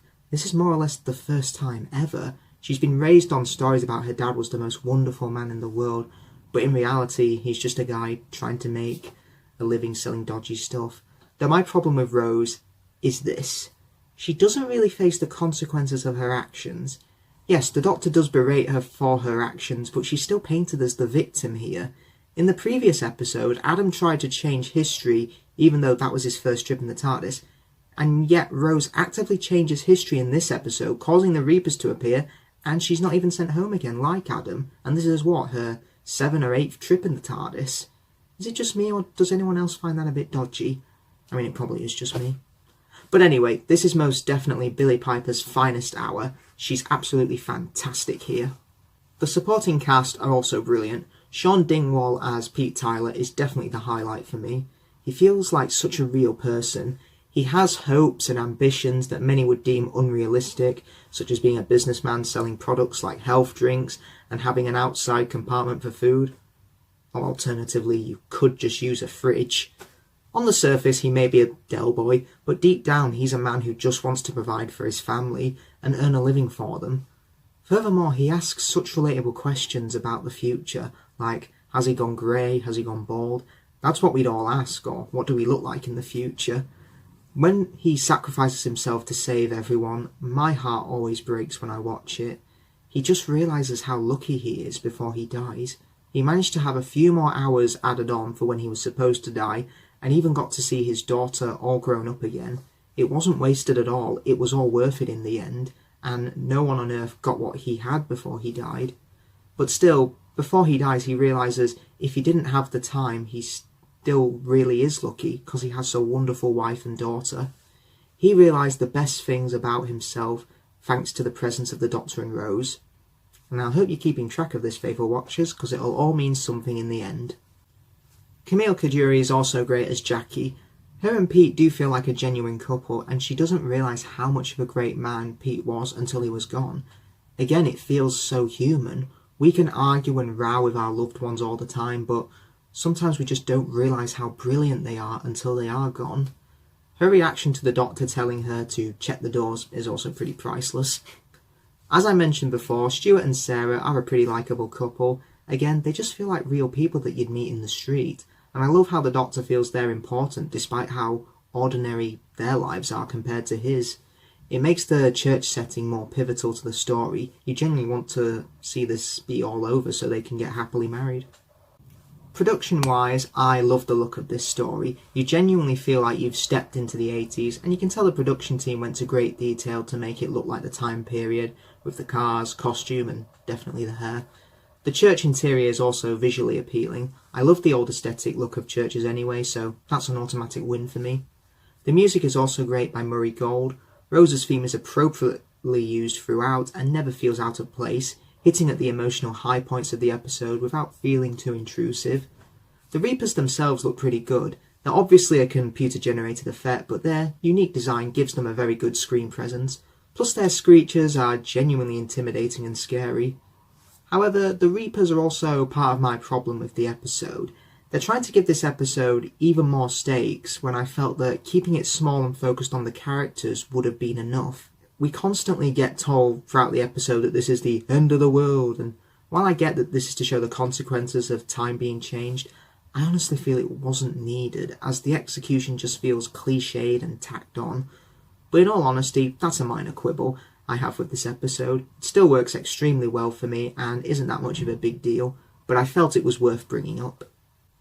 In conclusion, Father's Day is an emotional high point of Series 1, with great performances that are topped off with an excellent set of characters that are engaging and drive the story forward with well-executed science fiction conventions that make this one of the most human stories that Doctor Who has ever done.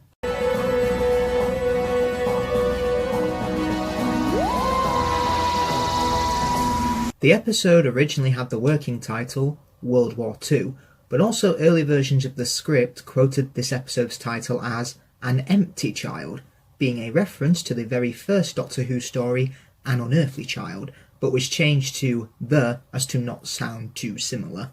Location filming took place at the Barry Tourist Railway, Barry Island and its now demolished Butlins Holiday Camp, and had previously been the filming location of the 7th Doctor serial Delta and the Bannerman.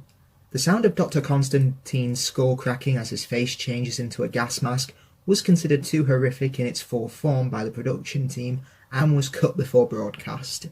However, writer Stephen Moffat claims on the DVD commentary to this episode that the sound was discussed but never put on, but it was added to the complete first series box set. Rose makes frequent references to the Star Trek character Mr. Spock, thus making it the first televised Doctor Who story to make a direct reference to Star Trek. According to Moffat in the commentary for this episode, the Doctor's reply to Rose asking, what should she call him, Doctor Who? His reply was originally going to be, I'd rather have Doctor Who than Star Trek, a metafictional dig at the Star Trek programme. The Chula ships are named after Chula, an Indian-Bangladeshi fusion restaurant in Hammersmith, London, where the writers celebrated and discussed their briefs on the scripts that they were to write for Series 1 after being commissioned by Russell T Davies. The working title for Episode 10 was originally going to be called Captain Jaxa. Yeah. And the nanogenes were originally going to be called Nanites. However, script editor Helen Rayner decided that this name sounded too much to similar nanotechnological devices in Star Trek The Next Generation, and so was changed. Now, as heard and seen in the episode, Jamie's voice is recorded on her tape, and while tape recorders were developed in Germany during the 1930s, the technology wasn't made available until the end of World War II for the rest of the world. Wire recording was used by the BBC during this period, but recording gramophones and using wax discs as a medium were more common. Moffat acknowledges his mistakes in the DVD commentary, and jokingly, before you comment on why you're glad he's gone, I want to stress this was a joke. He jokingly suggested that an ancestor of Brigadier Lethbridge Stewart stole the machine from Germany to help with the war effort. As I stress, that was a joke. Please don't lose your shit. Jack riding the bomb while it was held in stasis is a direct reference to the Kubrick film Dr. Strangelove. Chasing a metallic object through the time vortex, the Doctor and Rose arrive in London during the Blitz. While Rose meets Captain Jack Harkness, the dashing time agent responsible for bringing the object to Earth, the Doctor finds a group of homeless children terrorised by Jamie, an empty child wearing a gas mask, constantly asking for his mummy. The child's plague is spreading throughout wartime London, and its zombie army is on the march. The Doctor and Rose form an alliance with Jack, but find themselves trapped in the abandoned hospital. They head to the crash site of Jack's supposed space junk and discover the ground zero for the mysterious plague.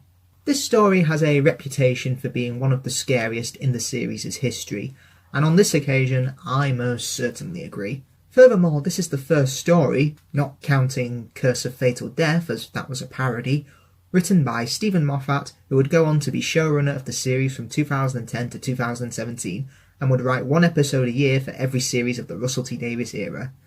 What makes this my favourite story from Series 1 is that, like a lot of my favourite stories from each Doctor and Doctor Who as a whole, it incorporates all the elements that I love: humour, mystery, atmosphere, horror, and superb character moments. Christopher Eccleston is once again brilliant in this story, though, once again, is anyone really surprised at this point? He hits so many different aspects of the Doctor's character in this: whimsy, authoritative, glee, but also maintaining the Doctor's confidence throughout. I love the scene where he shows up at the house during the air raid. We don't see him come in or sit down at the table. He's introduced with a "thanks miss" when he gets his slice of meat. It's such a great introduction, but he also interacts with the kids and Nancy very well, as if he's always been there, so you don't question where the hell did he come from. and you just want to listen to him all the time, so it doesn't make the intrusion come across as, say, creepy or anything. Furthermore, I love the scene where he's talking to Jamie, who's outside the door. Everyone else has left in fear, but the Doctor knows what it's like to be an outcast. He knows something is abnormal about this child, but he's willing to open the door and see to him. That is the Doctor for me, looking out for the outcasts and making sure that no one is left out. I love his pride for humanity as well. In this time of war, Germany is winning, toppling country after country across Europe. And the Doctor has such pride for the one tiny island that just says no. It's the epitome of the Doctor's character, standing up and fighting for what you believe in because you know it's the right thing to do. Other noteworthy moments from Eccleston is the resolution to the cliffhanger. The Doctor, Rose and Jack are all surrounded by gas mask zombies in the hospital, and the Doctor, speaking like an angry parent, tells them all to go to their room. And it works. On paper, that sounds like such an anticlimax, but Eccleston's delivery just sells it for me. It's one of the best resolutions to a cliffhanger I've ever seen in Doctor Who. And good thing it did work. Those would have been terrible last words. However, for my Christopher Eccleston moment of the week, has to be the scene where they discover the Tula warship and the true intentions behind the nanogenes. The way Eccleston delivers it with such intimidation and wisdom is brilliant. The Doctor realises that human DNA has been rewritten by complete idiots, and he's outraged at this. The plague is spreading throughout wartime London, and soon humanity is going to turn into gas mask zombies that are looking for their mummies, and nothing in the world will stop them. The Doctor's disgust at the nanogenes feels so genuine here, and I really think out of all the Doctors, Eccleston was one of the better actors to nail the character's anger, though the scene that follows after everything has been resolved is the complete opposite. The Doctor is ecstatic because, just this once, everybody lives! It doesn't feel out of place in the episode, and it's such a fitting climax, but also for the Ninth Doctor's character. He's fought in a massive war that's seen the genocide of 2 species, including his own, and he was able to fix everything here without a drop of blood being spilt. It all adds to the Ninth Doctor's character arc of becoming the Doctor again. But again, I'm getting ahead of myself here, so just take my word for it, Eccleston is brilliant here throughout. He's a consistent joy to watch. As for Rose, in all honesty, I don't really like her too much in this two-parter. I'm just not a fan of how available she says she is to Jack, despite having boyfriend Mickey back home. Jack flirts with her and Rose seems up for it. It just seems too unlikable for me. Now you may argue that this makes her relatable, and yeah, it does, but for me, not in a good way. I've known girls who do flirt with a lot of men and act unfaithful to their partners, but they're not really girls I want to hang around with. Also, how blind is she not to notice that the rope is attached to a barrage balloon that could easily float away into an air raid? However, on a positive note, I do like her scene with Nancy at the end, telling her that England wins the war in the end. While telling people from the past about the future is usually a big no-no, here I can forgive it a bit more, as Rose is trying to make Nancy feel better because Nancy feels that this is the end of the world, etc. This story is also the introduction of everyone's favourite time agent, Captain Jack Harkness, played by John Barrowman. Jack certainly makes a great impression here, and I love how his first couple of lines is a reference to his pansexuality. I gotta go meet a girl. But you got an excellent bottom too. And people complain about Bill Potts mentioning her sexuality every few episodes. Jack was about as subtle as a sledgehammer to the face. But anyway, Jack is such a suave and confident character. He feels like a cooler, more hip version of the Doctor. He has tons of gadgets at his hand, which is totally not a subtext for sex at all.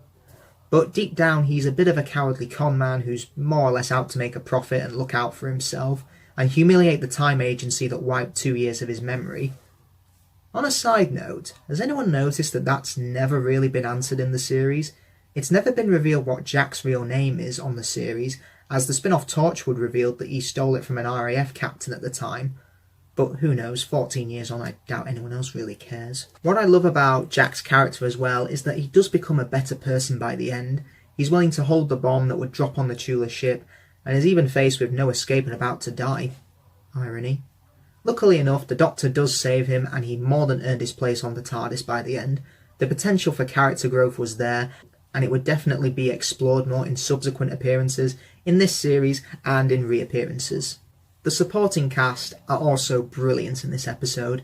Nancy, played by Florence Hough, gives a brilliant performance, and she goes through such a brilliant arc in this story. I need to stop saying brilliant. She lost her brother Jamie to a bomb in an air raid, so she does her best to find food and shelter for the homeless kids of London town. It shows that she won't let any other child suffer the same fate as Jamie. But she's also not a completely passive character, and does portray her street smarts. I love that when she's caught by Mr. Lloyd, the owner of the house that she broke into to steal her food, and despite being a captive, having no home, and nearly caught by the police and living on the streets, she's still in complete control of the conversation, knowing the secret between Mr. Lloyd and the butcher. The final line is utterly classic. Oh look, there's the sweat on your brow. However, by the end, it's revealed that she is in fact Jamie's mother and accepts full responsibility for Jamie as his mummy, promising to always be his mummy. It's a brilliant ending, and there's nothing more powerful in the universe than the love between a mother and her child. Now, you can argue that the Doctor's presence is what made for a better person, and I hope you're still keeping track of this, cause it's still going to be important in the long run. Richard Wilson as Dr. Constantine is also amazing, despite his small screen time. He's more or less there just to give exposition about the crash site and the gas mask zombies, but there's so much more to his character. He's the only one left at the hospital, and in the war he's lost his children and grandchildren, but he's still a doctor and will stick by his job right up to his horrific gas mask transformation. Wilson's performance makes this character as much as the script. His transformation into a gas mask zombie is utterly terrifying. You can see the mask come out of his mouth and hear his skull crack as it takes over his face. It's one of Doctor Who's scariest moments in my opinion. He's more or less a plot device, but Stephen Moffat gives him so much character that you almost feel sad to see him transform, despite the fact you've just met him 5 minutes ago. The child actors are also pretty good. They don't have that much to their characters, but the performances are pretty good, and that's a rarity in the acting industry to get good child actors, so bravo. An interesting aspect I find about this two-parter is that while it is regarded as one of the scariest and best in the show's history, when you think about it, there is no real villain in this. The nanogenes in the Chula warship are just misunderstood technology. The first human being they see is a dead boy wearing a gas mask, so all they do is repair him like they would a Chula warrior, but not a human, because they've never seen one before, and they do the same for every sick human being that they see. But it's not out of malice, it's just a huge misunderstanding.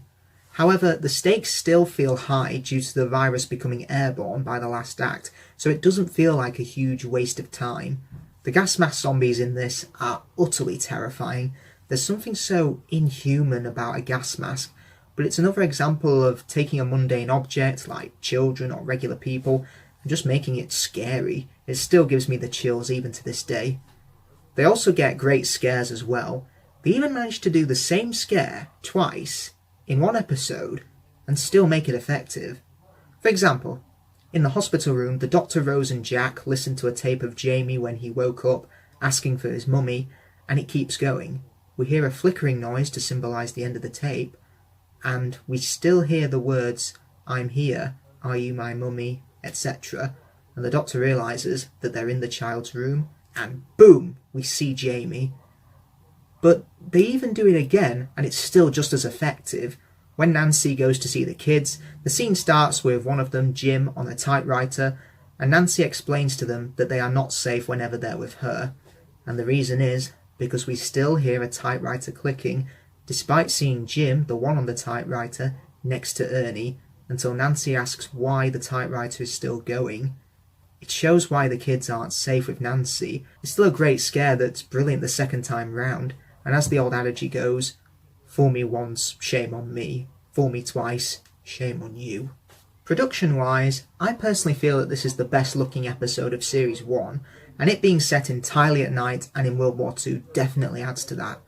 The setting adds to the stakes, as a bomb could drop on them at any moment due to it being set in an air raid. There's so many scenes where it feels like you could just touch the screen, particularly the nightclub scene. It's dripping with atmosphere, and the lighting is utterly superb.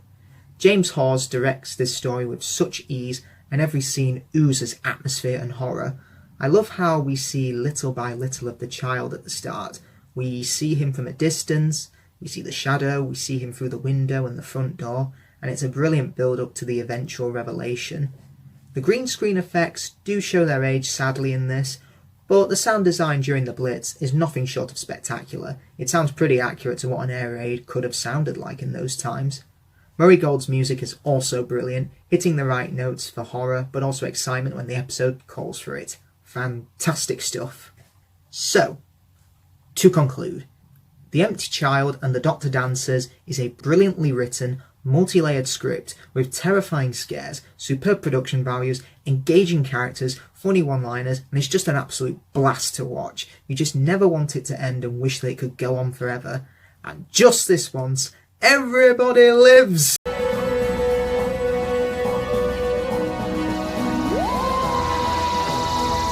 According to an interview with executive producer and episode writer Russell T Davies in Doctor Who magazine, this episode was originally offered to his friend and former colleague, the critically acclaimed and award-winning scriptwriter, Paul Abbott. Yes, Paul Abbott, writer of this gem. We know how to throw a proper fucking party! Abbott accepted and submitted a storyline revealing that Rose had been bred by the Doctor as an experiment in creating the perfect companion. No wonder it got rejected. The episode was titled The Void. However, Abbott had to abandon the project due to other commitments. Davies wrote Boomtown instead, bringing back Annette Badland as Margaret Blaine due to being impressed of her performance in Aliens of London and World War III, describing her as brilliant. The actor playing Mr. Cleaver, William Thomas, had previously appeared as Martin the Undertaker in the 1988 classic series story Remembrance of the Daleks. This made him the first actor to appear in both the original and the current run of Doctor Who. He later played Gary Ant Cooper, the father of Gwen Cooper, in the Doctor Who spin-off series Torchwood. Davies stated that he originally intended to call the episode Dining with Monsters, and even joked that a much better name for it would have been What Should We Do with Margaret? Davies intended the episode to be a character piece, exploring whether the Doctor had the authority to take someone to their death sentence, as well as showing the consequences of his actions the last time he met Margaret. The storyline he felt was fitting for Eccleston's war-torn Doctor. The consequences of the Doctor's lifestyle are also explored through Rose's boyfriend Mickey, who has been forced to move on because she's not around anymore. Davies describes the revolution as a deliberate deus ex machina, regressing Margaret so she can start anew, though Davies's defence is that the resolution did not come completely out of nowhere, as the TARDIS's psychic link had already been established. A lot of Boomtown was filmed on Cardiff Bay, with one scene in particular in front of the Millennium Centre in February 2005. The Doctor is seen reading the Welsh newspaper Western Mail. Davies stated that he wanted to incorporate Welsh culture because the series is now made in Wales and contains a lot of Welsh crew members. He also wanted to show off how beautiful the area could be. The night shoot of Rose and Mickey in front of the water tower at Roald Dahl Place had to be extended to 2 nights because it was below the temperature at which the fountain is automatically shut off. The dinner scene between the Doctor and Margaret was filmed in January 2005 at the Cardiff restaurant Bistro 10 before the rest of the episode was filmed. Eccleston filmed the scene while Piper and Barrowman were filming scenes for The Empty Child. This was due to scheduling conflicts with Annette Badland. Some of the schedule was also rearranged because of the death of Billy Piper's uncle, resulting in her and Eccleston being replaced by doubles during some scenes near the end of the episode. The story involves the Doctor, Rose and Jack landing in modern-day Cardiff, using the energy of the Cardiff Rift to recharge the engines of the TARDIS. They meet Mickey and the Doctor spots a newspaper article showing Margaret Blaine, a Slovene who has now become Cardiff's new mayor. The foursome track her down and discover her plans to design a purposely flawed nuclear power station to cause a meltdown that would open the Cardiff Rift and destroy the Earth so Margaret can escape using a pan-dimensional surfboard known as the Extrapolator. The Doctor decides to take Margaret back to her home planet of Raxacoricophalopatorius, but on returning, she will be executed. This episode is fairly unique, as it aims to show the consequences of a villain's defeat, and I'm all for that, as when the Doctor usually saves the day and then at the end of a story, we very rarely see the long-term consequences of his actions. In stories like Vengeance on Varos and The Happiness Patrol, they both end with the Doctor helping to overthrow the corrupt government in charge, but he's not really sticking around to help them rebuild society. He's more, there we are, I fixed it for you, now I'm going. Now here we have different details, but the story is fairly similar. Margaret will be executed when taken back to her home planet, but the Doctor has to stick around for a while before the sentence is carried out. While I appreciate the episode for trying something a bit different, and I'll admit, actually quite bold, because when you think about it, this episode is a sequel to a two-parter that is often seen as one of the weaker stories from Series 1. And now that I think about it, in the first series we had the Daleks and Slitheen both get 3 episodes dedicated to them each, and people complained that Series 11 had 3 historicals.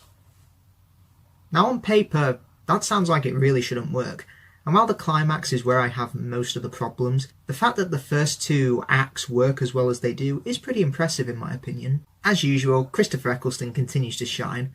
While he has his fair share of comedic moments in Series 1, I think his funniest moments of the series can be found here. Plus I love his flirting with Jack Harkness. How come I never get any of that? Buy me a drink first. It's such hard work. But worth it. Okay, it's official. The 9th Doctor is up there with the 2nd Doctor as one of the gay Doctors. Now if you're wondering why I've put the 2nd Doctor there, just watch any scene with him and Jamie and then tell me you don't see a romance between the two. I think most of the comedy works here because it's played straight for the most part. The scene where he goes to see Margaret and tells the secretary that the Doctor has come to see her, the sound of the cup smashing and the Doctor's response, it's just priceless in my opinion. She's climbing out the window, isn't she? That line never fails to make me laugh or smile. I also like the way he casually defends himself from Margaret at dinner. It's still mostly played straight. But my question is this: what would Margaret do if she did kill the Doctor? She can't go 10 feet away from him without getting electrocuted by the handcuffs. And what is she going to do? Drag his dead corpse through the streets of Cardiff? Now I know politicians can get away with anything these days, but I doubt the Mayor of Cardiff could get away with that.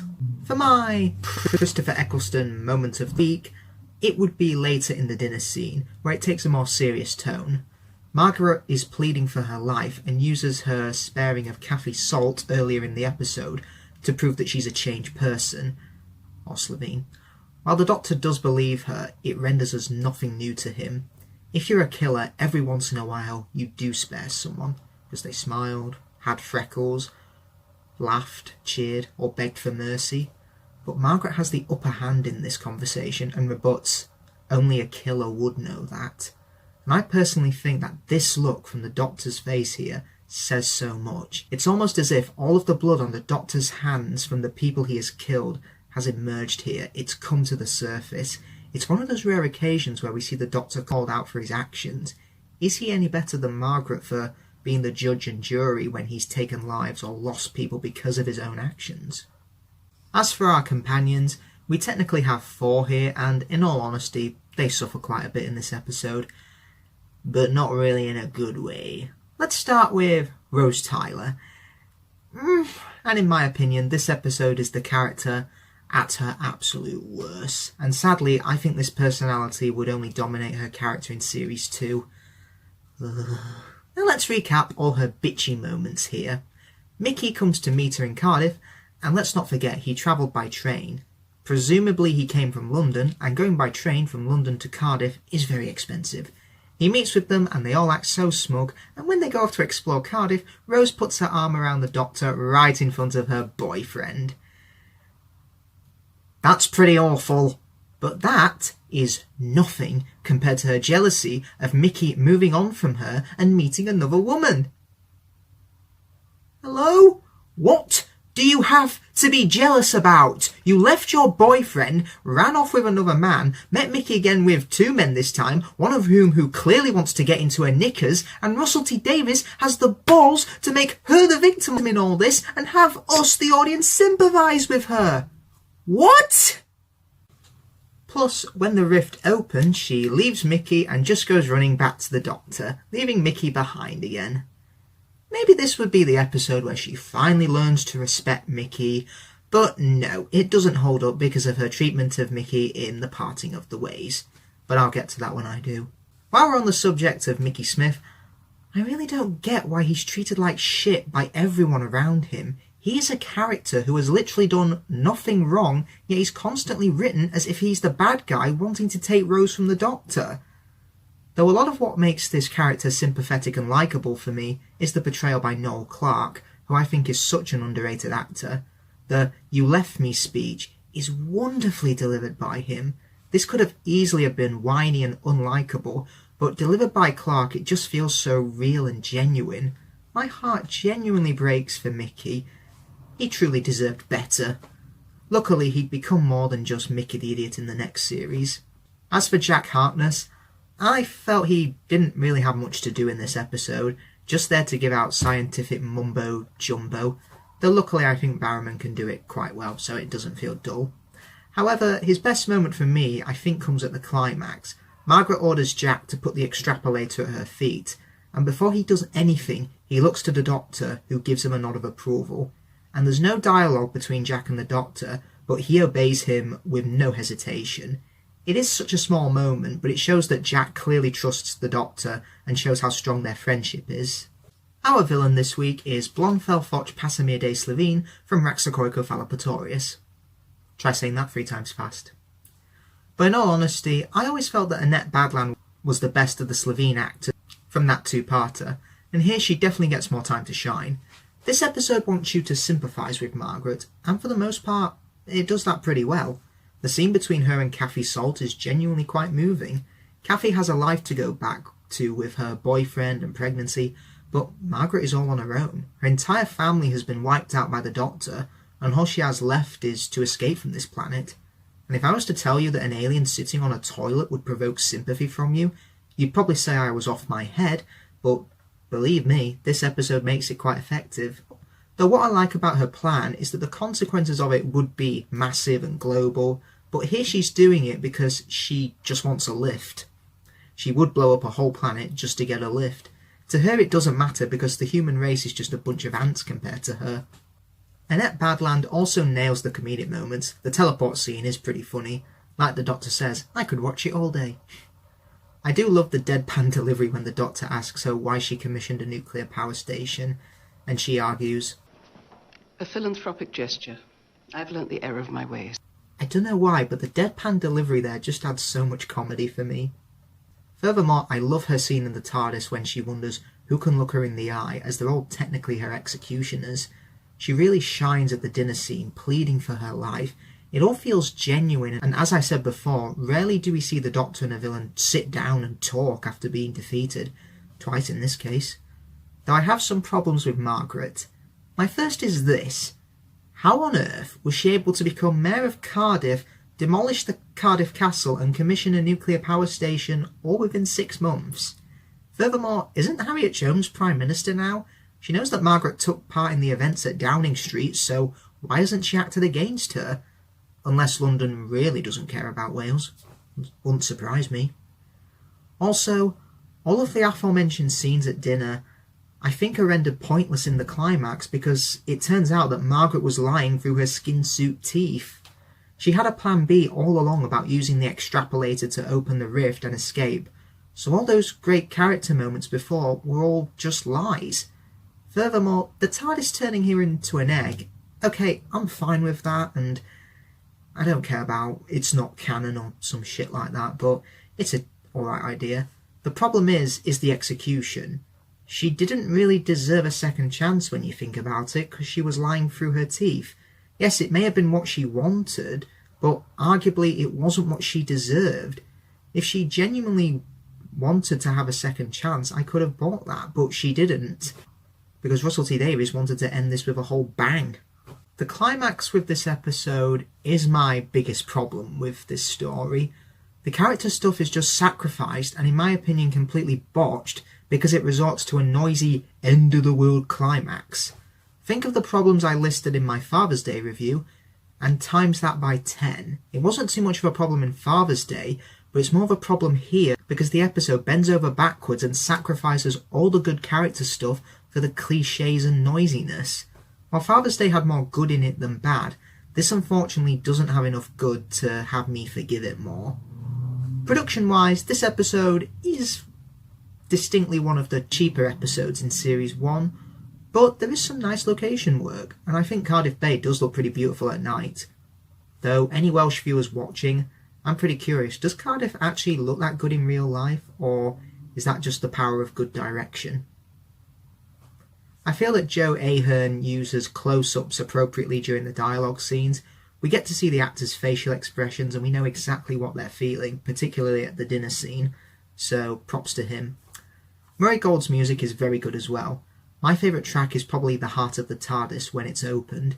The music sounds so beautiful and omnipotent at the same time, but there's so much mystery surrounding it. It's really hypnotic to listen to, and that really connects with when Margaret sees it, she can't take her eyes off it, and I can't stop listening to the music.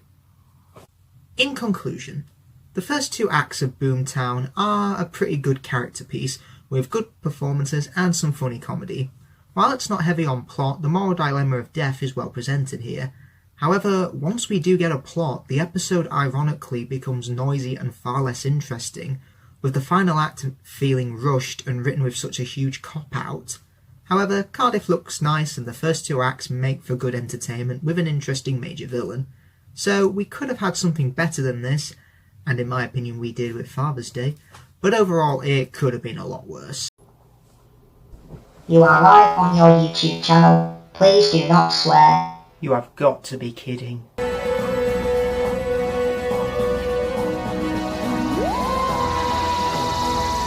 A working title for this episode was originally going to be Game Show World.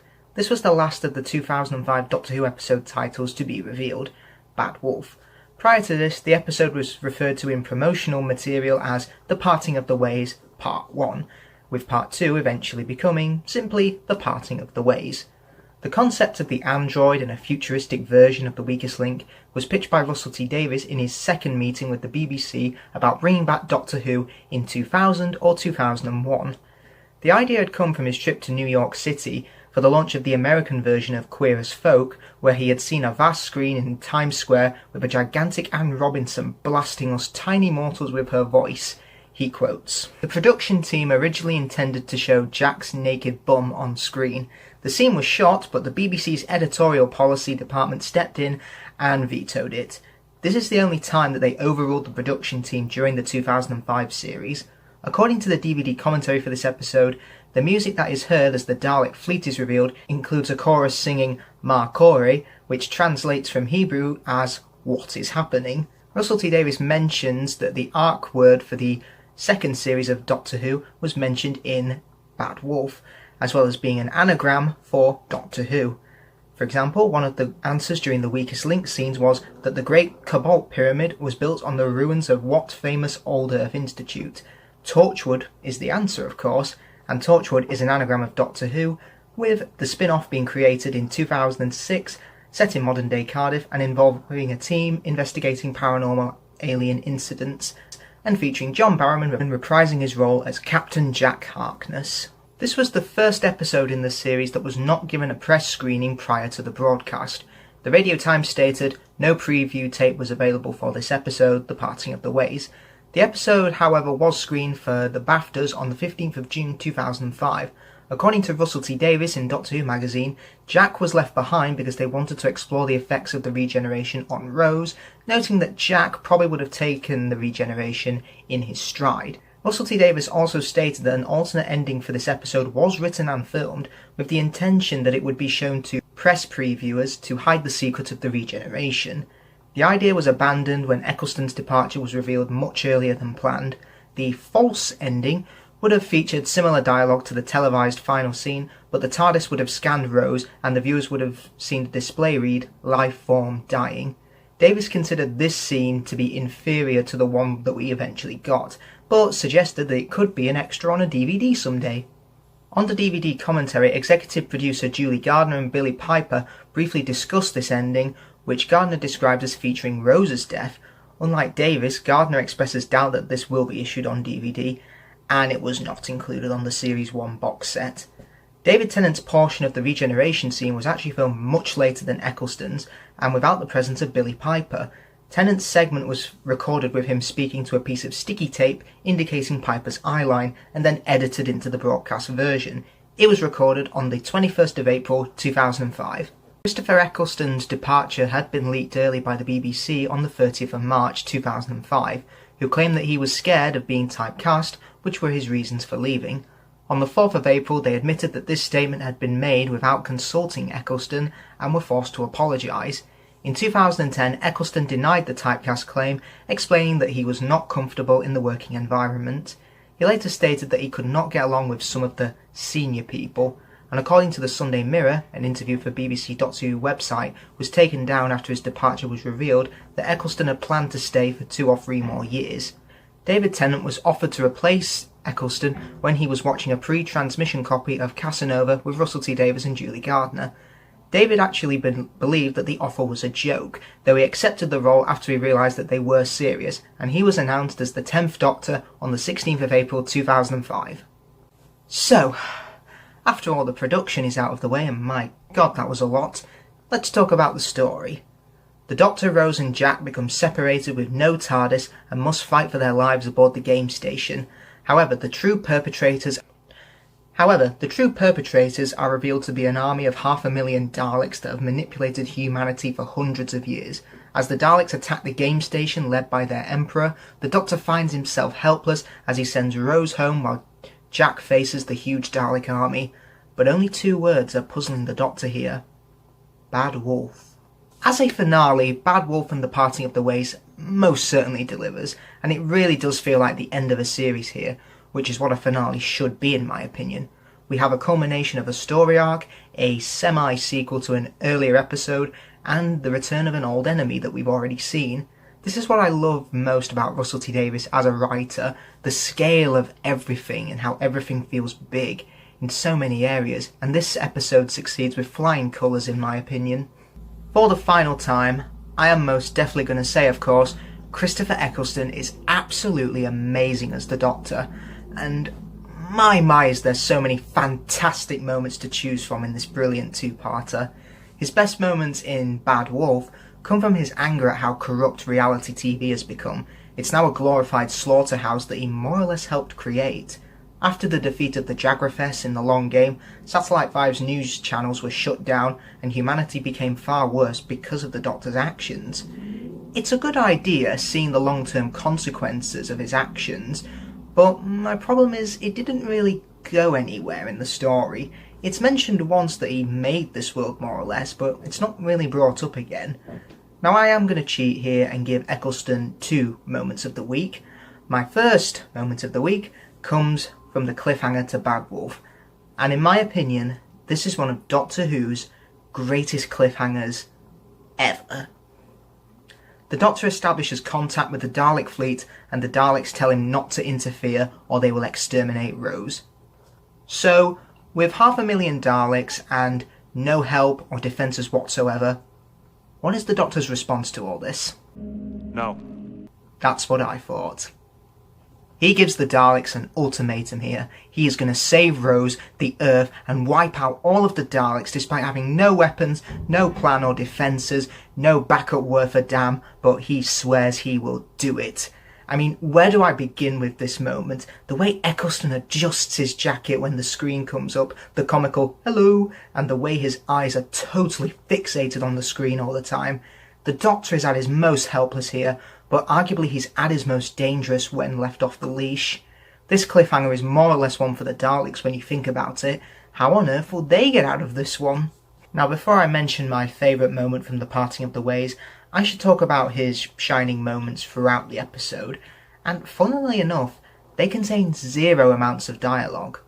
First is, after his encounter with the Dalek Emperor, while I would complain about the Doctor treating the Daleks as a bit of a joke, and meeting the neighbours and all that thing, it's more than made up for when he re-enters the TARDIS and places his head against the door. That cocky persona, the confident way he strutted into the Dalek mothership, it was all just a ruse, and with the Daleks shooting and screaming exterminate, it shows how helpless the Doctor is in this situation.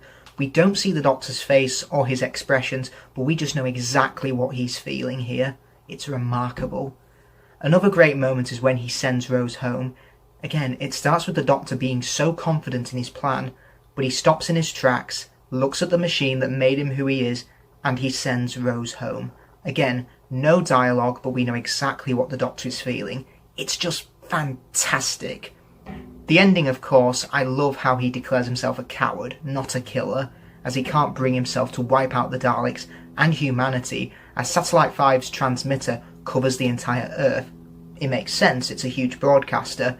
He's given a choice that almost mirrors his moment at the end of the Time War, but he doesn't want to become the great exterminator again, and even accepts his death at the hands of the Daleks. Or plungers. Now, for my Christopher Eccleston moment of the week for the parting of the ways, it's the regeneration scene.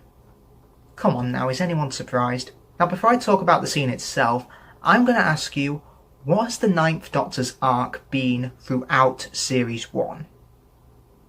Now I'm going to answer for you because I can't hear you, and if I could I'd be very worried. In my opinion, after being battle-scarred by the Time War, it's been about him becoming the Doctor again, and making the people around him better people for the universe. Think of it this way, in Rose Tyler saves the day. From the Autons, in The End of the World, it's Jabe. The Unquiet Dead, it's Charles Dickens and Gwyneth. Aliens of London and World War III, it's Mickey and Harriet Jones. Dalek, it's Rose again. The Long Game, it's Kafka. Father's Day, it's Pete Tyler. The Empty Child and the Doctor Dancers, Nancy and Jack are made better people by the end.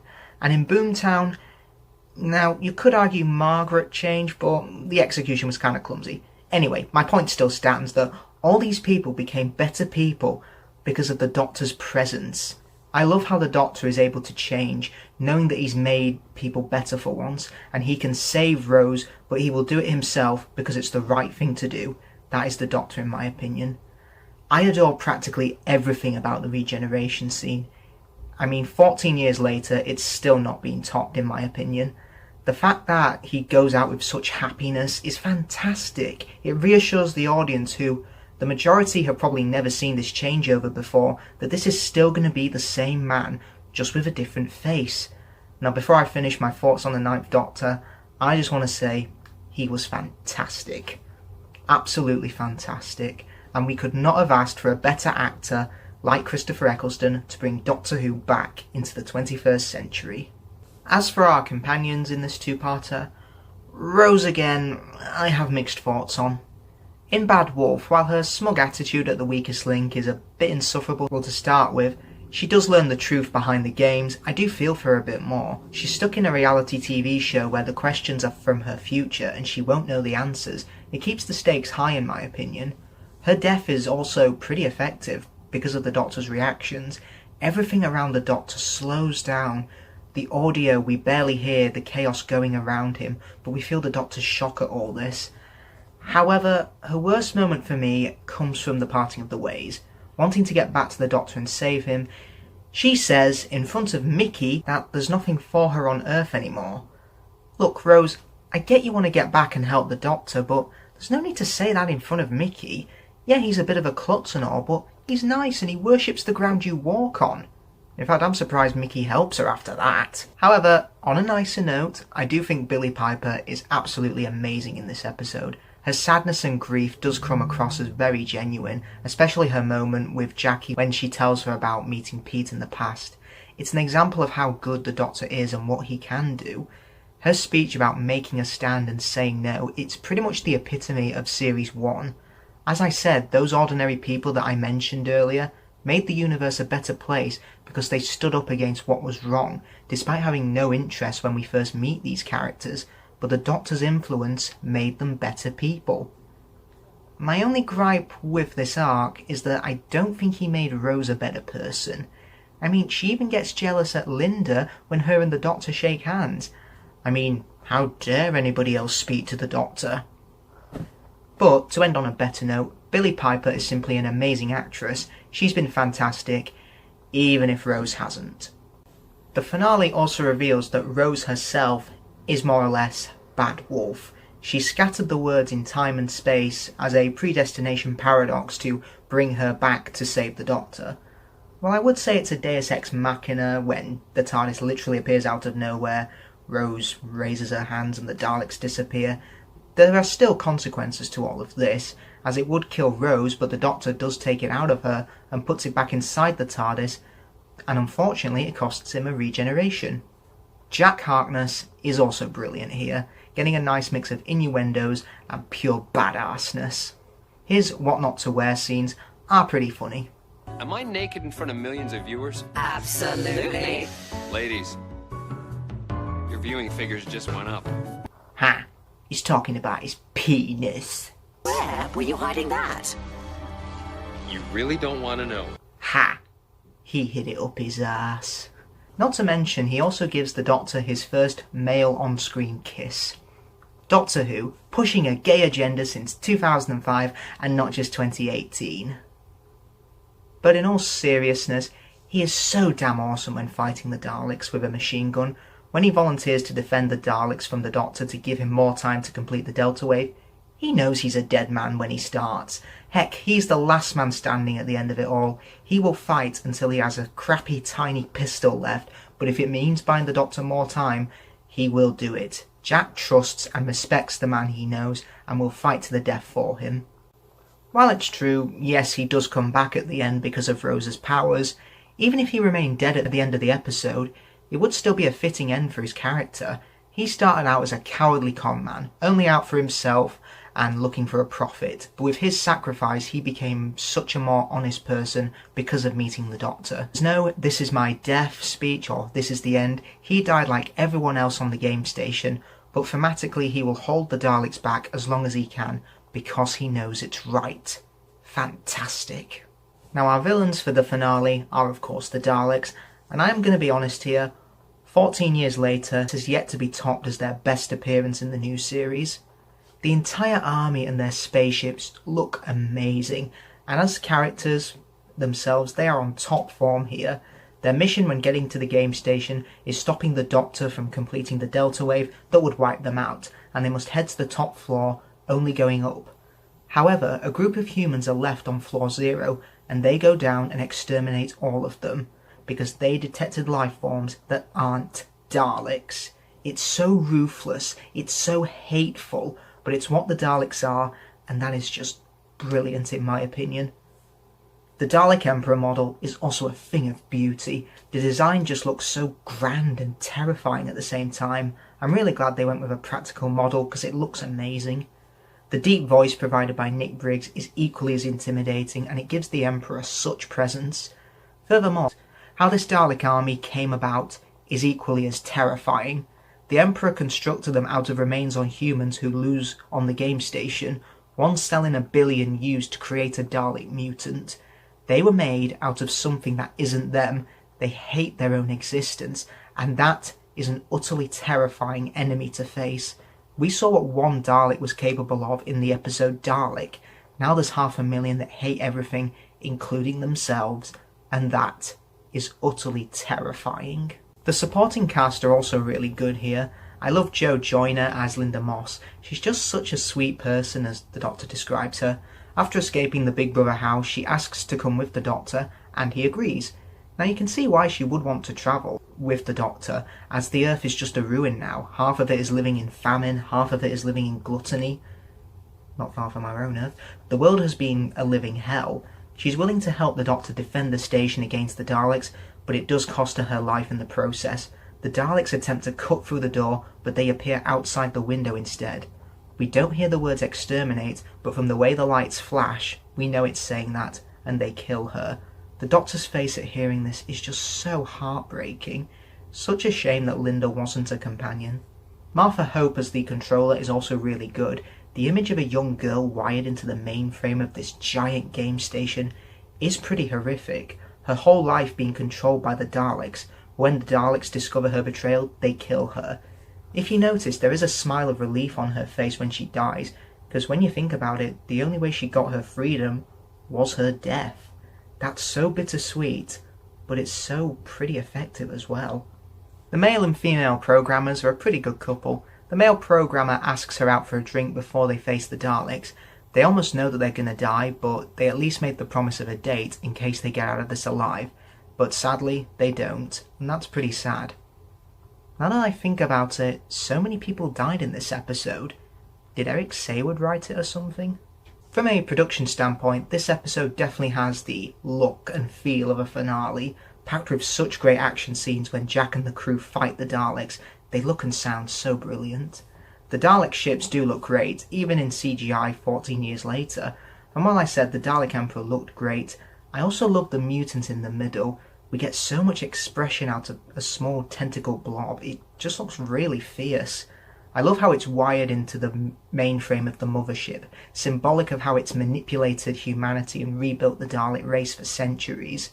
The music by Murray Gold is nothing short of fantastic. The choir just makes the Daleks feel so epic and symbolic of their fascism and ruthlessness. The music used during the regeneration is also great. It sounds so majestic but bewildering at the same time. The perfect mix of how this regeneration looks, but how we the audience feel. We can't take our eyes off the effect, but we're equally as confused as Rose, as we really don't know what's happening. But then the music quietens down and we see the 10th Doctor come through. Very effective. The robots used in the games also look pretty cool. Trini and Susanna are pretty visually appealing. Plus, have you noticed how they glide across the room? Quite similar to a Dalek. According to Russell in the Doctor Who Confidential episode, this was supposed to be a subtle hint of who was truly behind the games. Shame it was spoilt in the Next Time trailer, but the intentions were good. The android is also great. I love how it's able to temporarily hold back the Daleks, and while the game show references are pretty dated, I do think that the stakes still remain high, because any wrong answer and the contestants are dead. Plus I know Weakest Link and What Not to Wear have been cancelled now, but who knows, like Doctor Who, they could be brought back for a new generation. Joe Ahern's direction is also brilliant. The way he shoots the Daleks are almost something like out of a horror film. Like when the Daleks massacre the humans on Floor Zero, we simply hear the Dalek death rays, but it just sounds so horrific. I like how when they enter a room the camera backs away from them, as if giving them such a great screen presence. Linda's death even feels like something out of a horror film. Linda sees them, and then we the audience see the Daleks. It's beautiful and just fantastic. So, after this 3,300 word review, here's my conclusion. Bad Wolf and the Parting of the Ways is masterful TV. Character and story arcs are wrapped up beautifully. The Doctor, the acting, the Daleks, the production values, everything that makes Doctor Who is here. This is an amazing finale, and it's easily my favourite from the Russell T Davies era. So, before I end this review, I just want to say, Christopher Eccleston, you were fantastic. Absolutely fantastic. And you know what? So was this series. Well everyone, that's all from me. Let me know in the comments below what you thought of Bad Wolf and the Parting of the Ways, and what are your thoughts on the 9th Doctor and Series 1 as a whole. Do you think it still holds up nearly 15 years later? Let me know and I'll take a look. Be sure to like, share and subscribe, and I shall see you all next time for more Doctor Who related content. Goodbye.